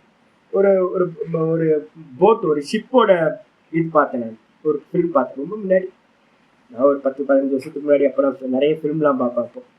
அப்போ என்ன ஆச்சுன்னு கேட்டிங்கன்னா, ஒரு ஷிப்பில் பார்த்தீங்கன்னா அந்த முன்னாடிலாம் அந்த துடுப்பு போடுறது தான், துடுப்பு போட்டு தானே பண்ணுவாங்க. அந்த துடுப்பு போடுறது எல்லாமே எப்படி இது பண்ணுவாங்கன்னா, பெரிய கப்பலுக்கு பார்த்தீங்கன்னா எப்படி இந்த பக்கம் ஒரு 100-200 பேர் உட்காந்துருப்பாங்க, இந்த பக்கம் ஒரு 100-200 பேர் உட்காந்துருப்பாங்க. அந்த ஷிப்பு போகணும் அப்படின்னா. இப்போ எதனா இன்ஜின்லாம் வந்துருச்சு, முன்னாடிலாம் இன்ஜின் இல்லையே. அப்போ அங்கே யார் இருப்பா அப்படின்னு கேட்டிங்கன்னா, ஒருத்தர் 2-3 பேர் என்ன பண்ணுவாங்கன்னா, அந்த சவுக்கு பார்த்தீங்கன்னா வச்சுருப்பாங்க. கையில் சவுக்கு வச்சுக்கிட்டு அவன் நல்லா அதை போட்டுக்கிட்டே இருக்கணும். ஃபுட்டு பார்த்தீங்கன்னா அல்பமான ஃபுட்டு தான் கொடுப்பாங்க. கொஞ்சம் ஸ்லோவாச்சுனாலும் அந்த பின்னாடி இருக்கிறவன் அடிச்சுக்கிட்டே இருக்கும். வெறும் வேட்டியை மட்டும் கட்டியிருப்பாங்க, கீழே மட்டும் வஸ்திரம் கட்டியிருப்பாங்க, போட்டுக்கிட்டே இருப்பாங்க. துடுப்பு போட்டுக்கிட்டே இருக்கும். அப்பதான் கப்பல் போயிட்டு இருக்கு. அப்ப என்ன அர்த்தம் அப்படின்னு கேட்டீங்கன்னா, 24 மணி நேரம் கப்பல் போகணுமே. கப்பல் போகணும்னா 24 மணி நேரம் மாத்திக்கிட்டே இருப்பாங்க. தூங்குறது கொஞ்சம் நேரம் மட்டும்தான், மீதி நேரம் எல்லாம் பாத்தீங்கன்னா போடணும். இதேதான் நம்மெல்லாம் யாருக்கு அப்படின்னா ஸ்லேவ். அப்படின்னா பகவானுக்கு ஸ்லேவா பாவிக்க வேண்டும். நான் அடிமை, பகவானுக்கு தாசன். அப்ப எனக்கு பாத்தீங்கன்னா சாய்ஸ் இருக்கான எந்த சாய்ஸும் இல்லை. அதனால என்ன பண்ணணும்னு கேட்டீங்கன்னா அசக்தக. எந்த வெற்றியோ தோல்வியோ எது நடந்தாலும் அதுல பாத்தீங்கன்னா எந்த ஒரு பற்றுதலும் கொள்ளாம சததம் தொடர்ந்து சதா காலமும் பாத்தீங்கன்னா செய்ய வேண்டிய கருமத்தை என்ன பண்ணு, சமாச்சார நன்றாக செய்ய வேண்டும். இதுல ஒரு ப்ராப்ளம் இருக்கு. என்ன அப்படின்னு கேட்டீங்கன்னா, கர்மயோகம் பண்ணும் போதே என்ன பிரச்சனை வருது, நம்ம ஏற்கனவே பார்த்திருக்கோம். 2வது சாப்டர்ல பாத்தீங்கன்னா 3 விதி நான் சொல்லியிருக்கேன். என்னன்னு கேட்டீங்கன்னா, யோக கர்மசு கௌசலம். முதல் ஸ்டெப் பாத்தீங்கன்னா அதுதான் யோக கர்மசு கௌசலம். அப்படின்னா யோகத்தை பாத்தீங்கன்னா குஷலத்தன்மையோட பண்றது. குஷலத்தன்மைன்றதுக்கு அர்த்தம் பாத்தீங்கன்னா நிபுணத்தன்மைன்னு அர்த்தம். குஷலன்னா நிபுணன், சதுரன். அப்புறம் ஸ்மார்ட் நம்ம சொல்றோம்ல, ஸ்மார்ட்னஸ் அப்படின்னு நம்ம சொல்றோமே, அது மாதிரி. அப்போ அந்த கர்மத்தை குஷலத்தன்மையோட பண்றதுன்னா பர்ஃபெக்ஷன் அப்படின்னு சொல்றோம். ஒரு கர்மத்தை பர்ஃபெக்ஷனா ஏன் பண்றோம் அப்படின்னு கேட்டீங்கன்னா, பயபக்தி நம்ம சொல்றோம்ல. ஒரு கர்மத்தை பண்ணும்போது, ஒரு பூஜா பண்ணும்போது என்ன பண்றோம், ஏனோ தானோன்னு பண்ணலாமா? பூ பறிக்கும் போதே பாத்தீங்கன்னா, பூஜைக்கு பூ பறிக்கும் போது என்ன பண்ணுவோம் தெரியுங்களா? பூ பறிக்கும் போது பேசுவோம், பூட்ட பேசுவோம், பார்த்து கிள்ளுவோம். எதையாவது மிஸ் பண்ணிட்டா கூட ஒரு எக்ஸ்கியூஸ் கேட்டுப்போம். ஐயோ சாமி நீ மன்னிச்சுக்கப்பா, நான் உன்னை கில்லாம விடுறேன். நான் வில்வெல்லாம் பறிக்கும் போது பாத்தீங்கன்னா பார்த்து முன்னாடிலாம் 108 வில்வம் எடுப்பேன். 108 வில்வம் எடுக்கும் போது பாத்தீங்கன்னா எனக்கு என்ன மனசு தோணும்னா, ஐயோ இது கோவிச்சுக்குமோ, இந்த இன்னொரு வில்வத்தை நம்ம எடுக்காம விட்டுட்டோம்னா அந்த வில்வம் பகவான்கிட்ட போகாம போயிடுமே அப்படின்னு எக்ஸ்கியூஸ் கேட்டு நான் படிச்சுக்கிட்டே இருப்பேன். ஒரு வில்வம் பறிக்கிறதுல கூட நமக்கு என்ன இருக்கும் அப்படின்னு கேட்டா, ஒரு பாவம் வர ஆரம்பிக்கும். ஒரு சின்சியரா பாத்தீங்கன்னா கையெல்லாம் வாஷ் பண்ணி சுத்தமா இருந்துகிட்டு தான் அதை பண்ணுவோம். சின்ன விஷயத்தை பூஜைக்காக சேகரிக்கும் போது ரொம்ப அட்டென்ஷனோட இருந்து நம்ம பண்ண ஆரம்பிக்கிறோம். அப்ப பூஜை பாத்தீங்கன்னா ஒரு பூரணமான ஒரு பூஜையாகும். ஏனோ தானோன்னு கர்மம் பண்றது இல்லை, உதாசீன பாவத்தில் அந்த பூஜையை பண்றது இல்லை. இந்த பூஜையை நம்ம எப்படி பண்றோமோ அதே மாதிரி நம்ம கர்மத்தை ஈஸ்வரார்ப்பணமா நினைச்சுக்கிட்டு அப்ப அந்த கர்மத்தை பண்ணும்போது அந்த கர்மா என்ன ஆகுது அப்படின்னா சின்சியர் வந்துருது. அந்த இடத்துல உதாசீன பாவம் இல்லாம ரொம்ப சின்சியரா எந்த கர்மா பண்ணாலும் இது ஈஸ்வரனுக்கான கர்மா அப்படின்னு வரும்போது மெதுவா உங்களோட மனசு வந்து பாத்தீங்கன்னா ஃபுல்ஃபில்னஸுக்காக, பூரணம் பண்றதுக்காக மனசு வரும். முதல் ஸ்டெப்பு ஈஸ்வரனுக்காக கர்மம் பண்றது. அந்த கர்மத்தை ஏனோதானன் பண்ணலாமா? ஈஸ்வரனாச்சே, ஈஸ்வரனுக்கு வந்து பாத்தீங்கன்னா எப்படி கர்மா பண்றது? நான் எங்கேயாவது என்னை இன்வைட் பண்ணாங்க அப்படின்னா நான் போறேன்னு வச்சுங்களேன், ஐயோ அந்த ஸ்திரீகள்லாம் வீட்டுல இருக்கிறவங்க எல்லாம் பண்றதெல்லாம் பார்த்தா ஆச்சரியமா இருக்கும். என்ன டெடிகேட்டடா நம்மளை உபசரிக்கிறாங்க அப்படின்னு பார்த்து பார்த்து பார்த்து பார்த்து பண்ணுவாங்க.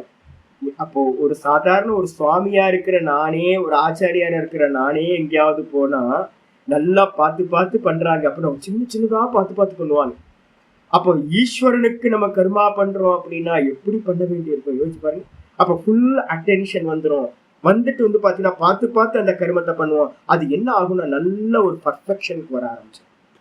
அப்ப அதனால யோக கர்மசு கௌசலம் அப்படின்னா நான் கர்மயோகம் பண்றேன் அப்படின்னு இஷ்டப்படி பண்றது கர்மயோகம் இல்லை.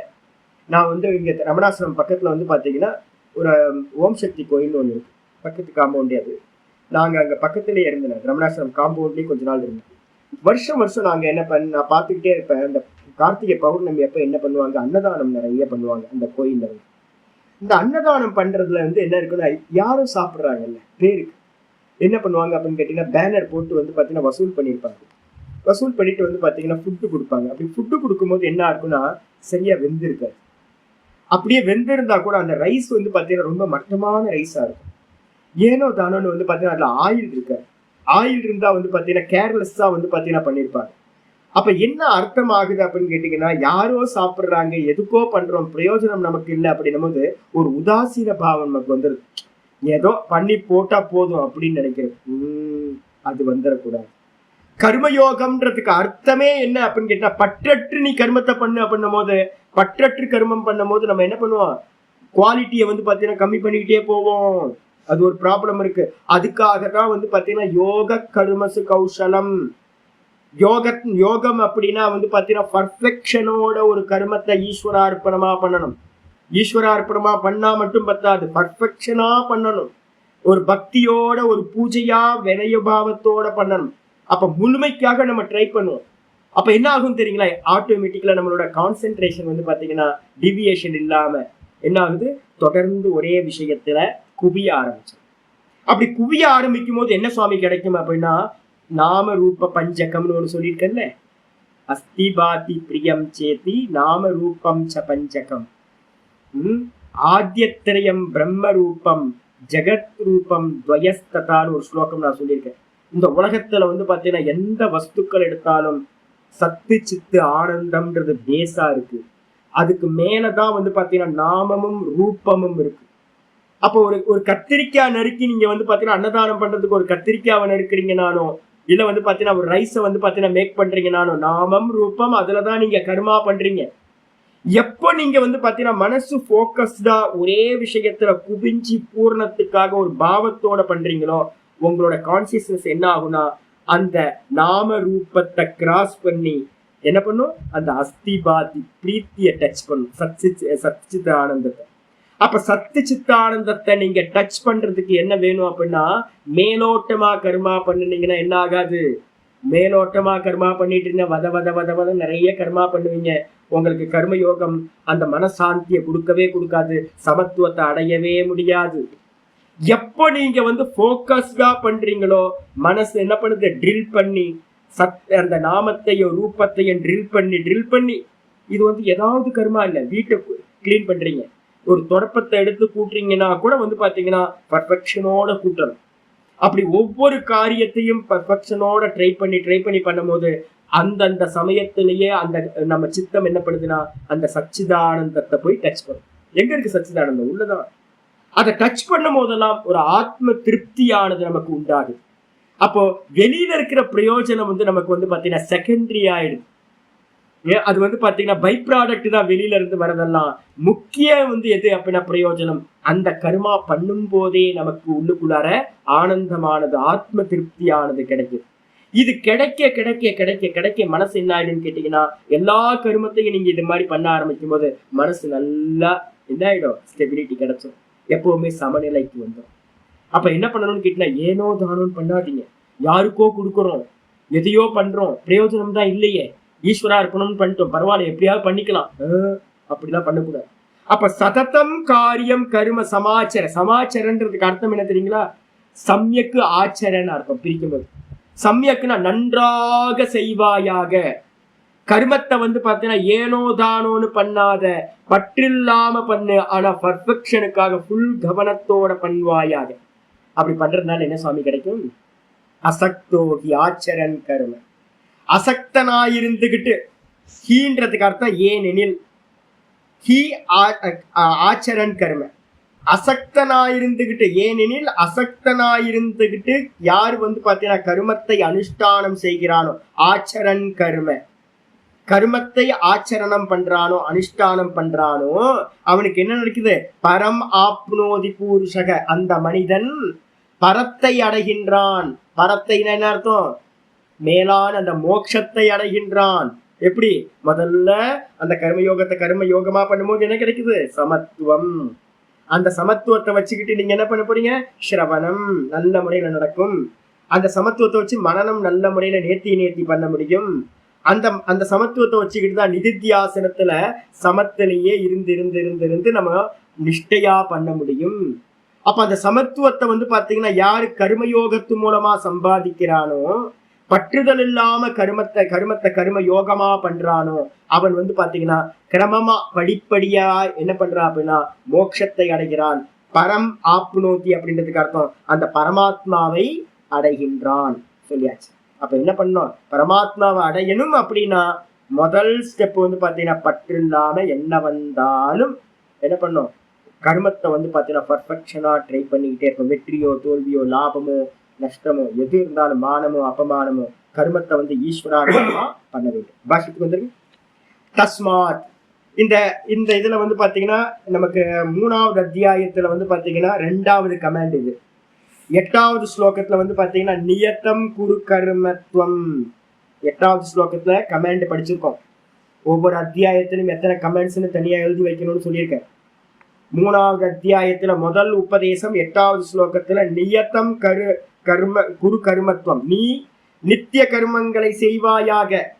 8வது ஸ்லோகத்துல கர்ம அனுஷ்டானத்துக்கு விதி, கர்ம அனுஷ்டானத்தை பண்ணு அப்படின்னு சொல்லியாச்சு 8வது ஸ்லோகத்துல.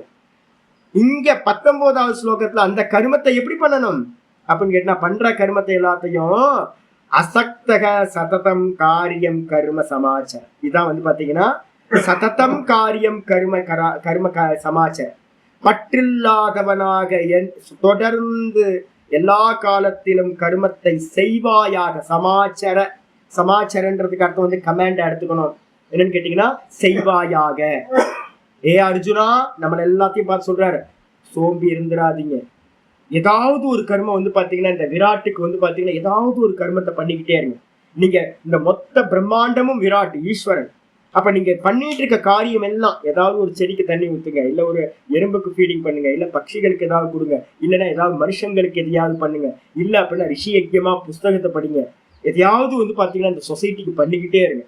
நித்திய கர்மம் தொடர்ந்து தாம் பண்ணிக்கிட்டு இருக்க கர்மத்தை வந்து பிற ஜீவராசிகளுக்கு பூஜையா ஈஸ்வரன் எல்லா ரூபமா இருக்காரு அப்படின்னு பண்ணிக்கிட்டே இருக்கும். இதான் கமெண்ட். பாஷத்துக்கு வந்து தஸ்மாத்னு அர்த்தம் ஆச்சாரிய சொல்றார். தஸ்மாத்னா ஆகையினால், அசக்தகா அசக்தகன் என்ன அர்த்தம்? சங்கம் வரிச்சிட்டாங்க. சங்கம்னா பற்று இல்லாமல், பலன் மேல ஆசை இல்லாமல், இதுக்கு என்ன பலன் கிடைக்கும், இதுக்கு என்ன பலன் கிடைக்கும், இதுக்கு என்ன, நம்ம புத்தி அப்படிதானே. எந்த கர்மா பண்றதா இருந்தாலும் இதுக்கு என்ன பிரயோஜனம், இதுக்கு என்ன பிரயோஜனம் இருக்குல்ல, அந்த விஷயத்தை என்ன பண்ணணும்? மனசுல இருந்து எடுத்தணும். என்ன கிடைச்சாலும் பரவாயில்ல, இது என்னோட டியூட்டி, நான் வந்து ஸ்லேவ், எஜமானன் எனக்கு டியூட்டி கொடுத்திருக்கார், ரோல் கொடுத்திருக்கார், இதை பண்ணணும், இவ்வளவுதான். இது பிரயோஜனம் இல்லவே இல்லை. அடிமைக்கு வந்து பிரயோஜனம் இல்லை. ஸ்லேவுக்கு வந்து பாத்தீங்கன்னா எதுவும் கிடைக்காது, சாப்பாடு தான் கிடைக்கும், வேற எதுவும் கிடைக்காது. லாபமோ நஷ்டமோ அந்த எஜமானனுக்கு தான் போய் சேரும் முடிய, இந்த ஸ்லேவுக்கு வந்து பாத்தீங்கன்னா லாபம் நஷ்டம் எதுவுமே இல்லை. அதனால சங்கத்தை விட்டுட்டு, சங்க வரிச்சிட்ட பற்றில்லாதவனாக, சததம்னு என்ன அர்த்தம்? சர்வதா, எல்லா காலத்திலையும். நான் சொன்னேன்ல, ஷிப்ல வந்து பாத்தீங்கன்னா அந்த இது துடுப்பு போடுறவன் வந்து பாத்தீங்கன்னா அந்த அவ்வளவுதான், அவன் ஜீவனம் வரைக்கும் துடுப்பு போட்டுக்கிட்டே இருக்க வேண்டியதுதான். ஸ்லேவா இருந்துகிட்டு வந்து பாத்தீங்கன்னா துடுப்பு போட்டுக்கிட்டே. ஐயோ, நான் அந்த ஃபிலிம் பார்த்தது எனக்கு இன்னும் ஞாபகத்துல இருக்கு. கொஞ்சம் யாராவது வந்து டயர்ட் ஆகி வந்து பாத்தீங்கன்னா ஸ்லோ பண்ணாங்கன்னா பின்னாடி இருக்கிறவன் என்ன பண்ணுவான், சூப்பர்வைஸ் பண்றவன் அந்த சவுக்குலயே வந்து பாத்தீங்கன்னா அடிப்பான். சரி நல்லா துருப்பு போட்டுமே, ஏதாவது ப்ரொமோஷன் இருக்குமாப்பா அப்படின்னா ஸ்லேவுக்குலாம் ப்ரொமோஷன்லாம் ஒன்றும் இல்லை. வேற எதுவும் இல்லை. சாப்பாடு எக்ஸ்ட்ரா ஏதாவது கிடைக்குமா, மசாலா தோசை ஏதாவது கிடைக்குமா, அதெல்லாம் ஒன்றும் இல்லை. சாப்பிட்றதுக்கு மட்டும் கிடைக்கும், அவ்வளோதான். தூங்குறதுக்கான நேரம் இருக்காது. ஒரு நல்ல ஃபிலிம், அது ஏதோ ஃபிலிம் மறந்து போச்சு எனக்கு, அது அந்த ஷிப்லேயே தான் அந்த ஃபிலிம் ஃபுல்லாக போய் முடியும். அப்போ அதே மாதிரி தான் நம்ம நினச்சிக்கணும், ஈஸ்வரனுக்கு நம்ம ஸ்லேவாக இருக்கிறோம். நமக்கு வந்து பார்த்தீங்கன்னா 24 மணி நேரம் பகவான் வந்து பார்த்தீங்கன்னா ஒர்க் கொடுத்துருக்காரு அப்படின்னு. சதா காலமும், சர்வதான்றதுக்கு அர்த்தம் எல்லா காலத்திலையும். காரியம், காரியம்னு என்ன அர்த்தம்? கர்த்தவியம், நித்தியம் கர்ம சமாச்சார. கர்த்தவியம்னா நம்ம டெய்லி பண்ண வேண்டிய கர்மா. இந்த டெய்லி பண்ண வேண்டிய கர்மங்களை வந்து பாத்தீங்கன்னா விடாம வந்து பாத்தீங்கன்னா எந்த ஒரு இதுவும் அலுப்பும் இல்லாம ஈஸ்வரனுக்கு பூஜையா என்ன பண்ணணும், செய்ய வேண்டும். செய்ய வேண்டிய கர்த்தவிய கர்மங்களை நித்தியம் கர்ம சமாச்சார, சதா காலமும் நித்தியமா வந்து பாத்தீங்கன்னா செய்து கொண்டே இருப்பாயாக. எப்படி பண்ணணும்? ஈஸ்வரார்த்தம் கர்ம குருவன்னு சொல்றார். ஈஸ்வரனுக்காக அந்த ஸ்லேவா இருக்கிறவங்க எல்லாம் வந்து பாத்தீங்கன்னா யாரோ ஒரு எஜமானனுக்கு அடிக்கி பயந்துகிட்டு அந்த காரியங்கள்லாம் பண்றாங்க ஸ்லேவெல்லாம். இப்ப கூட வந்து பாத்தீங்கன்னா ஆந்திராலாம் வந்து பாத்தீங்கன்னா நிறைய பேர் அந்த குவாரின்னு சொல்லுவாங்கல்ல, கல்லு குவாரி, அந்த மைன்ஸ்ல எல்லாம் இன்னும் நிறைய பேர் ஒரிசா பக்கம் ஆந்திரா பக்கத்துல எல்லாம் நிறைய மைன்ஸ்ல வந்து இன்னும் ஸ்லேவ்ஸ் எல்லாம் இருக்காங்க. இவ்வளவு தூரம் பாரதம் வந்து இதாயிருக்கு, இன்னும் தெரியாம அவ்வளவு நடந்துட்டு இருக்கு. அவங்களுக்குலாம் என்ன இருக்கும் அப்படின்னு கேட்டா எந்த சுகமும் இல்லை, ஒரு ஃபுட்டு மட்டும் கிடைக்கும், வெட்டிக்கிட்டே இருக்க வேண்டியதா. ரொம்ப கஷ்டப்பட்டு நேற்று ஒரு வீடியோ ஒன்று பார்த்தேன். ஸ்திரீகள் வந்து பாத்தீங்கன்னா அந்த சம்மட்டி வச்சு அடிச்சுட்டு இருக்காங்க. ஐயோ என்ன கஷ்டம், ஐயோ. அப்ப என்னன்னா ஒண்ணு வருமானத்துக்காக பண்றோம், இல்ல அப்படின்னா வந்து பாத்தீங்கன்னா எஜமானனுக்கு பயந்து கர்மா பண்றோம். இதே ஈஸ்வரனுக்காக பண்ணா என்ன இருக்கும் யோசிச்சு பாருங்க. அதான் சொல்றாரு, ஈஸ்வரார்த்தம் கர்ம குருவன். ஈஸ்வரனுக்காக எவன் கர்மத்தை செய்கின்றானோ இப்ப சொல்லப்பட்ட முறைப்படி பரம் மோக்ஷம் ஆப்னோதி, அவன் என்ன பண்றான்? பரம் ஆப்னோத்தின்னு என்ன அர்த்தம்? மோட்சத்தை அடைகின்றான். பூருஷக, யாரு பூருஷக அப்படின்னா புருஷனா மனிதன் அர்த்தம். அந்த புருஷனா என்ன அர்த்தம்? சத்வ சுத்தி துவாரேன இத்தியர்த்தக. சத்வ சுத்தினா டைரக்டா கர்மயோகம் மோட்சத்தை கொடுக்காதுன்னு முன்னாடி சொல்லியிருக்கோம். கர்மயோகம் எதை கொடுக்கும்? சமத்துவத்தை கொடுக்கும். சமத்துவத்தை வச்சுக்கிட்டு சிரவணம், மனனம், அதுக்கப்புறம் நிதித்தியாசனம், அதுக்கப்புறம் மோட்சத்தை அடைதல், இது நடக்குது. அப்ப படிப்படியா நடக்கும்போது முதல் ஸ்டெப் வேணுமே சுவாமி, அந்த முதல் ஸ்டெப் தான் இந்த கர்மயோகம். அப்ப கர்மயோகத்தை பண்றவன் நிச்சயமா வந்து பாத்தீங்கன்னா முடிவுல மோட்சத்தை அடைவான் என்று அர்த்தமாகும். சத்துவ சுத்தி அப்படின்றதுக்கு அர்த்தம் அந்த கரண சுத்தியை அடைவதன் மூலமா. அந்த கரண சுத்தினா என்ன சுவாமி?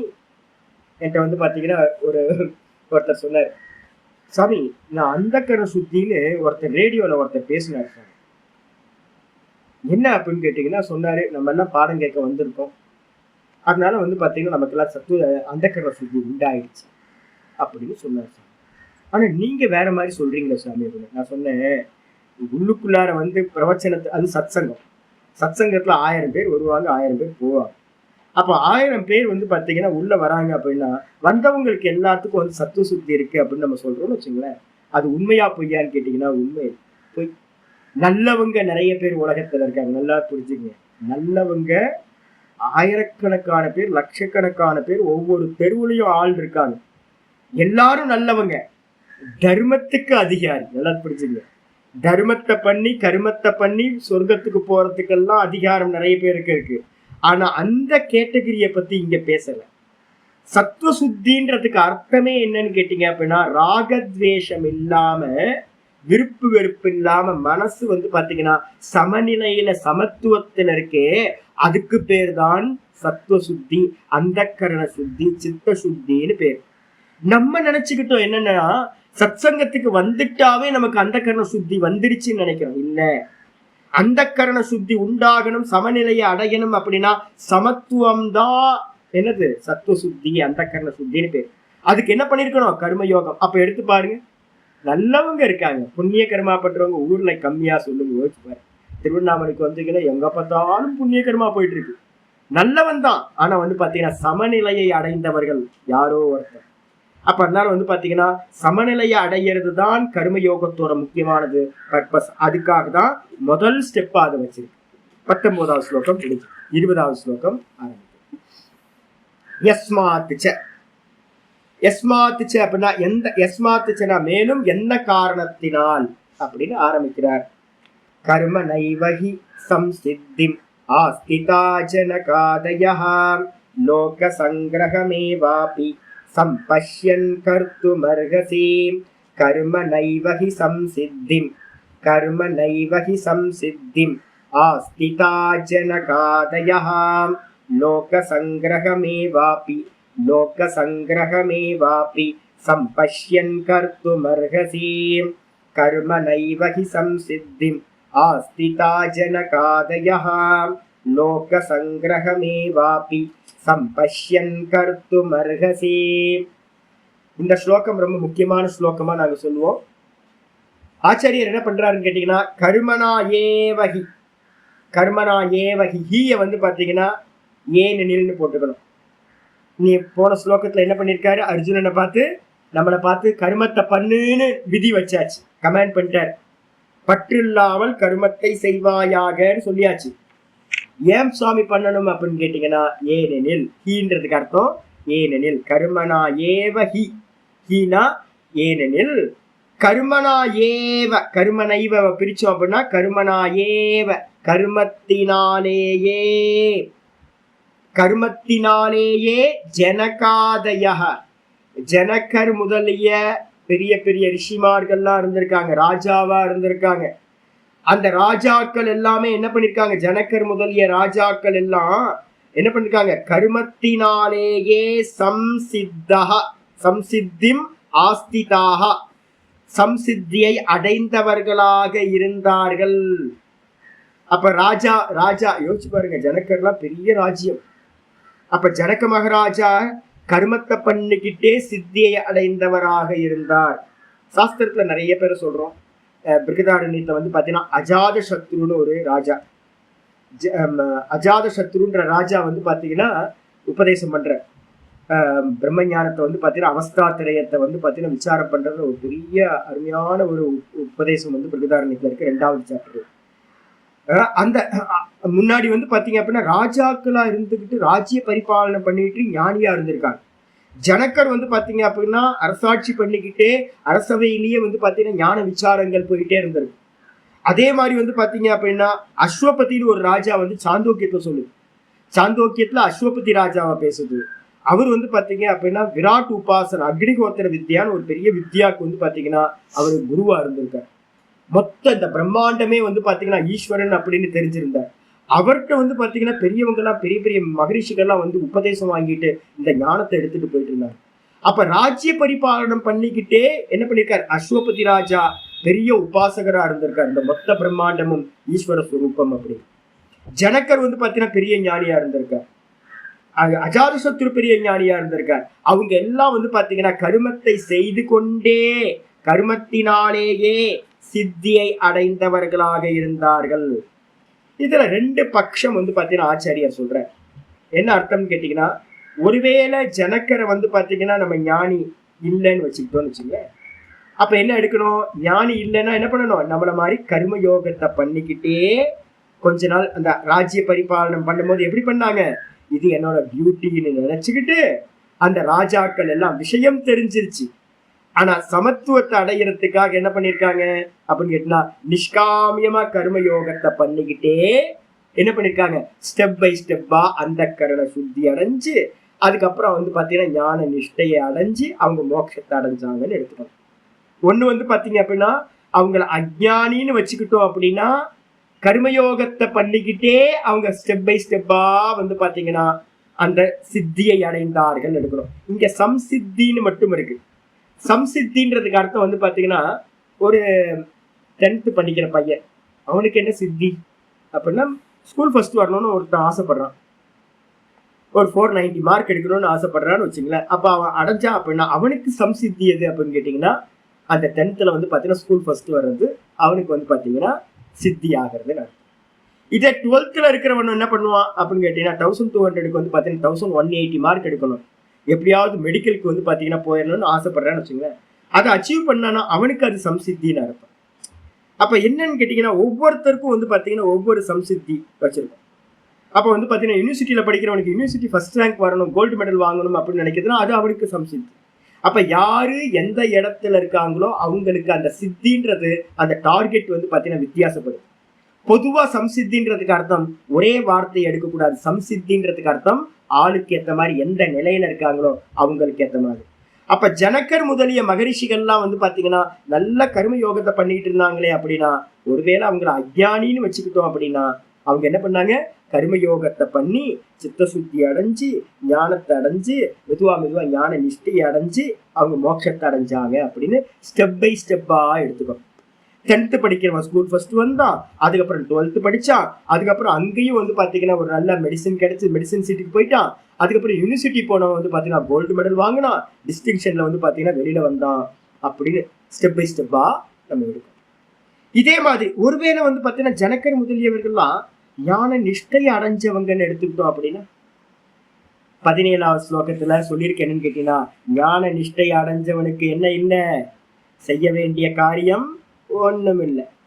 செய்ய வேண்டிய காரியம் யாருக்கு ஒண்ணும் இல்லை அப்படின்னா அவனுக்குன்னு செய்ய வேண்டிய காரியம் ஒண்ணும் இல்லை. ஞானிக்கு ஏதாவது பிரயோஜனம் இருக்காப்பானா எந்த பிரயோஜனமும் இல்லைன்னு 17-18 ஸ்லோகத்துல பார்த்தாச்சு. அப்ப ஜனகர் முதலியவர்கள்லாம் ஞானி புருஷர்களா நிஷ்டர்களா இருந்தாங்க அப்படின்னா அவங்க எதுக்காக இந்த ராஜ்ய பரிபாலனம் பண்ணிருக்காங்க அப்படின்னு கேட்டீங்கன்னா, அவங்க வந்து லோக சங்கிரகம் அப்படின்னு ஒரு விஷயத்த சொல்றாங்க.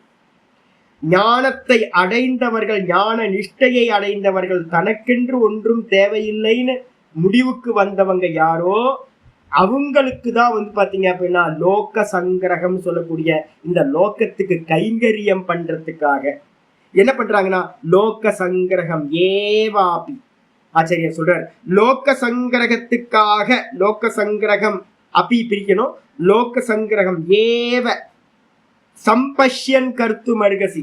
என்னன்னு கட்டுனா, ஏ அர்ஜுனா அவங்கள வந்து நீங்க லோக சங்கிரகம் பண்ணாங்கன்னு நினைச்சுக்கிட்டா, நீ ஒன்ன ஞானின்னு நினைச்சுக்கிட்ட அப்படின்னா நீயும் கூட என்ன பண்ணணும், சம்பஷ்யன் அப்படின்னா நல்ல பார்வை, தீர்க்க தரிசனம் இருக்கணும். நல்லா பார்த்து என்ன பண்ண அப்படின்னா, நீனா ஞானி, உனக்கு ஒன்றும் ஆக வேண்டியது இல்லை அப்படின்னா பரவாயில்லப்பா. ஜனக்கர்லாம் எப்படி லோக சங்கிரகமா கர்மம் பண்ணாங்களோ அதே மாதிரி வந்து பாத்தீங்கன்னா நீயும் உன்னை ஞானின்னு நினைச்சுக்கிட்ட அப்படின்னா என்ன பண்ணு, லோகத்துக்காக கைங்கரியம் பண்றதுக்காக லோக சங்கிரகத்தை கர்த்தும் அருகசி, செய்வதற்கு அருகதை உள்ளவனாக ஆவாய் அப்படின்னு சொல்லியாச்சு. அப்ப 2 பர்பஸ் நம்ம எல்லாத்தையும் சொல்ற. யாரெல்லாம் நம்ம இங்க இருக்கோமோ பாடம் கேட்டுட்டு இருக்கோமோ அஜ்ஞானின்னு நினைச்சோம் அப்படின்னா அப்பவும் கர்மம் பண்ணணும். எதுக்காக கர்மம் பண்ணணும், கர்மத்தை யோகமா பண்ணி சித்த சுத்தி சமத்துவத்தை அடையிறதுக்காக. அதை வச்சுக்கிட்டு தான் ஞான நிஷ்டை அடையணும். அப்ப நம்ம எல்லாரும் அஜ்ஞானியா இருக்கிறோம் அப்படின்னா கர்மத்தை கர்மயோகமா பண்ணணும்.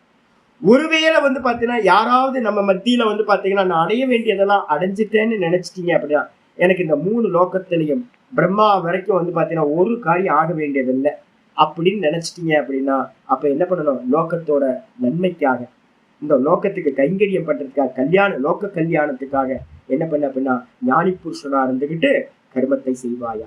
2 பக்கமும் வந்து பாத்தீங்கன்னா கர்மம் சித்திக்கும். உனக்காக இல்லை, ஞானியா இருந்தா உனக்காக இல்லை, அஜ்ஞானியா இருந்தா நமக்காக கர்மயோகத்தை பண்ணணும் அப்படின்னு 20வது ஸ்லோகம் வருது. பாஷ்யத்தை வந்து பாத்தீங்கன்னா கொஞ்சம் விசாரம் இருக்கு, நாளைக்கு நம்ம விசாரம். ஓம் பூர்ணமத பூர்ணமிதம் பூர்ணாத் பூர்ணமுதச்யதே பூர்ணஸ்ய பூர்ணமாதாய பூர்ணமேவாவசிஷ்யதே. ஓம் சாந்தி சாந்தி சாந்தி. ஓம் ஸ்ரீ குருभ्यो நமः. ஹரி ஓம். ஓம் கீதா சாஸ்திரமிதம் புண்ணியம் யः பठेत प्रयतः पुमान् विष्णो पदमवाप्नोति भयशोकादिवर्जितः.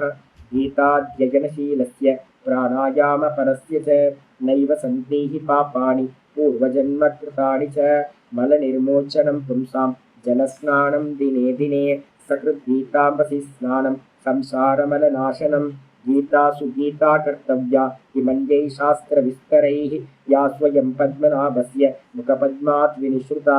भारतामृत सर्वस्वं विष्णोवक्त्रात् विनिश्रुतं. गीता गङ्गोदकं पीत्वा पुनर्जन्म न विद्यते. सर्वोपनिषदो गावः दोग्धा गोपालनन्दनः. पार्थो वत्ससुधीर्भोक्ता दुग्धं गीतामृतं महत्. एकं शास्त्रं देवकी पुत्रगीतम् एको देवो देवकी पुत्र एव. एको मन्त्रस्तस्य नामानि यानि कर्माप्येकं तस्य देवस्य सेवा. इति श्रीमद्भगवद्गीता माहात्म्यं सम्पूर्णम्. ஓம் ஸ்ரீ கிருஷ்ணாய பரமாத்மனே நமः. ஸ்ரீ கிருஷ்ண கிருஷ்ண கிருஷ்ண காயேன வாச்சா மனசேந்திரியைர்வா புத்யாத்மனா வா பிரகிருதிர் ஸ்வபாவாத் கரோமி யத்யத் சகலம் பரஸ்மை நாராயணாயேதி சமர்ப்பயாமி. ஓம் தத்சத். இது பரபிரம்மார்ப்பணமஸ்து. பேய் மாதிரி வேலை பண்ணு, பேய் மாதிரி வேலை பண்ணு, அதான் ஆசீர்வாதம். நமஸ்காரம் நமஸ்காரம்.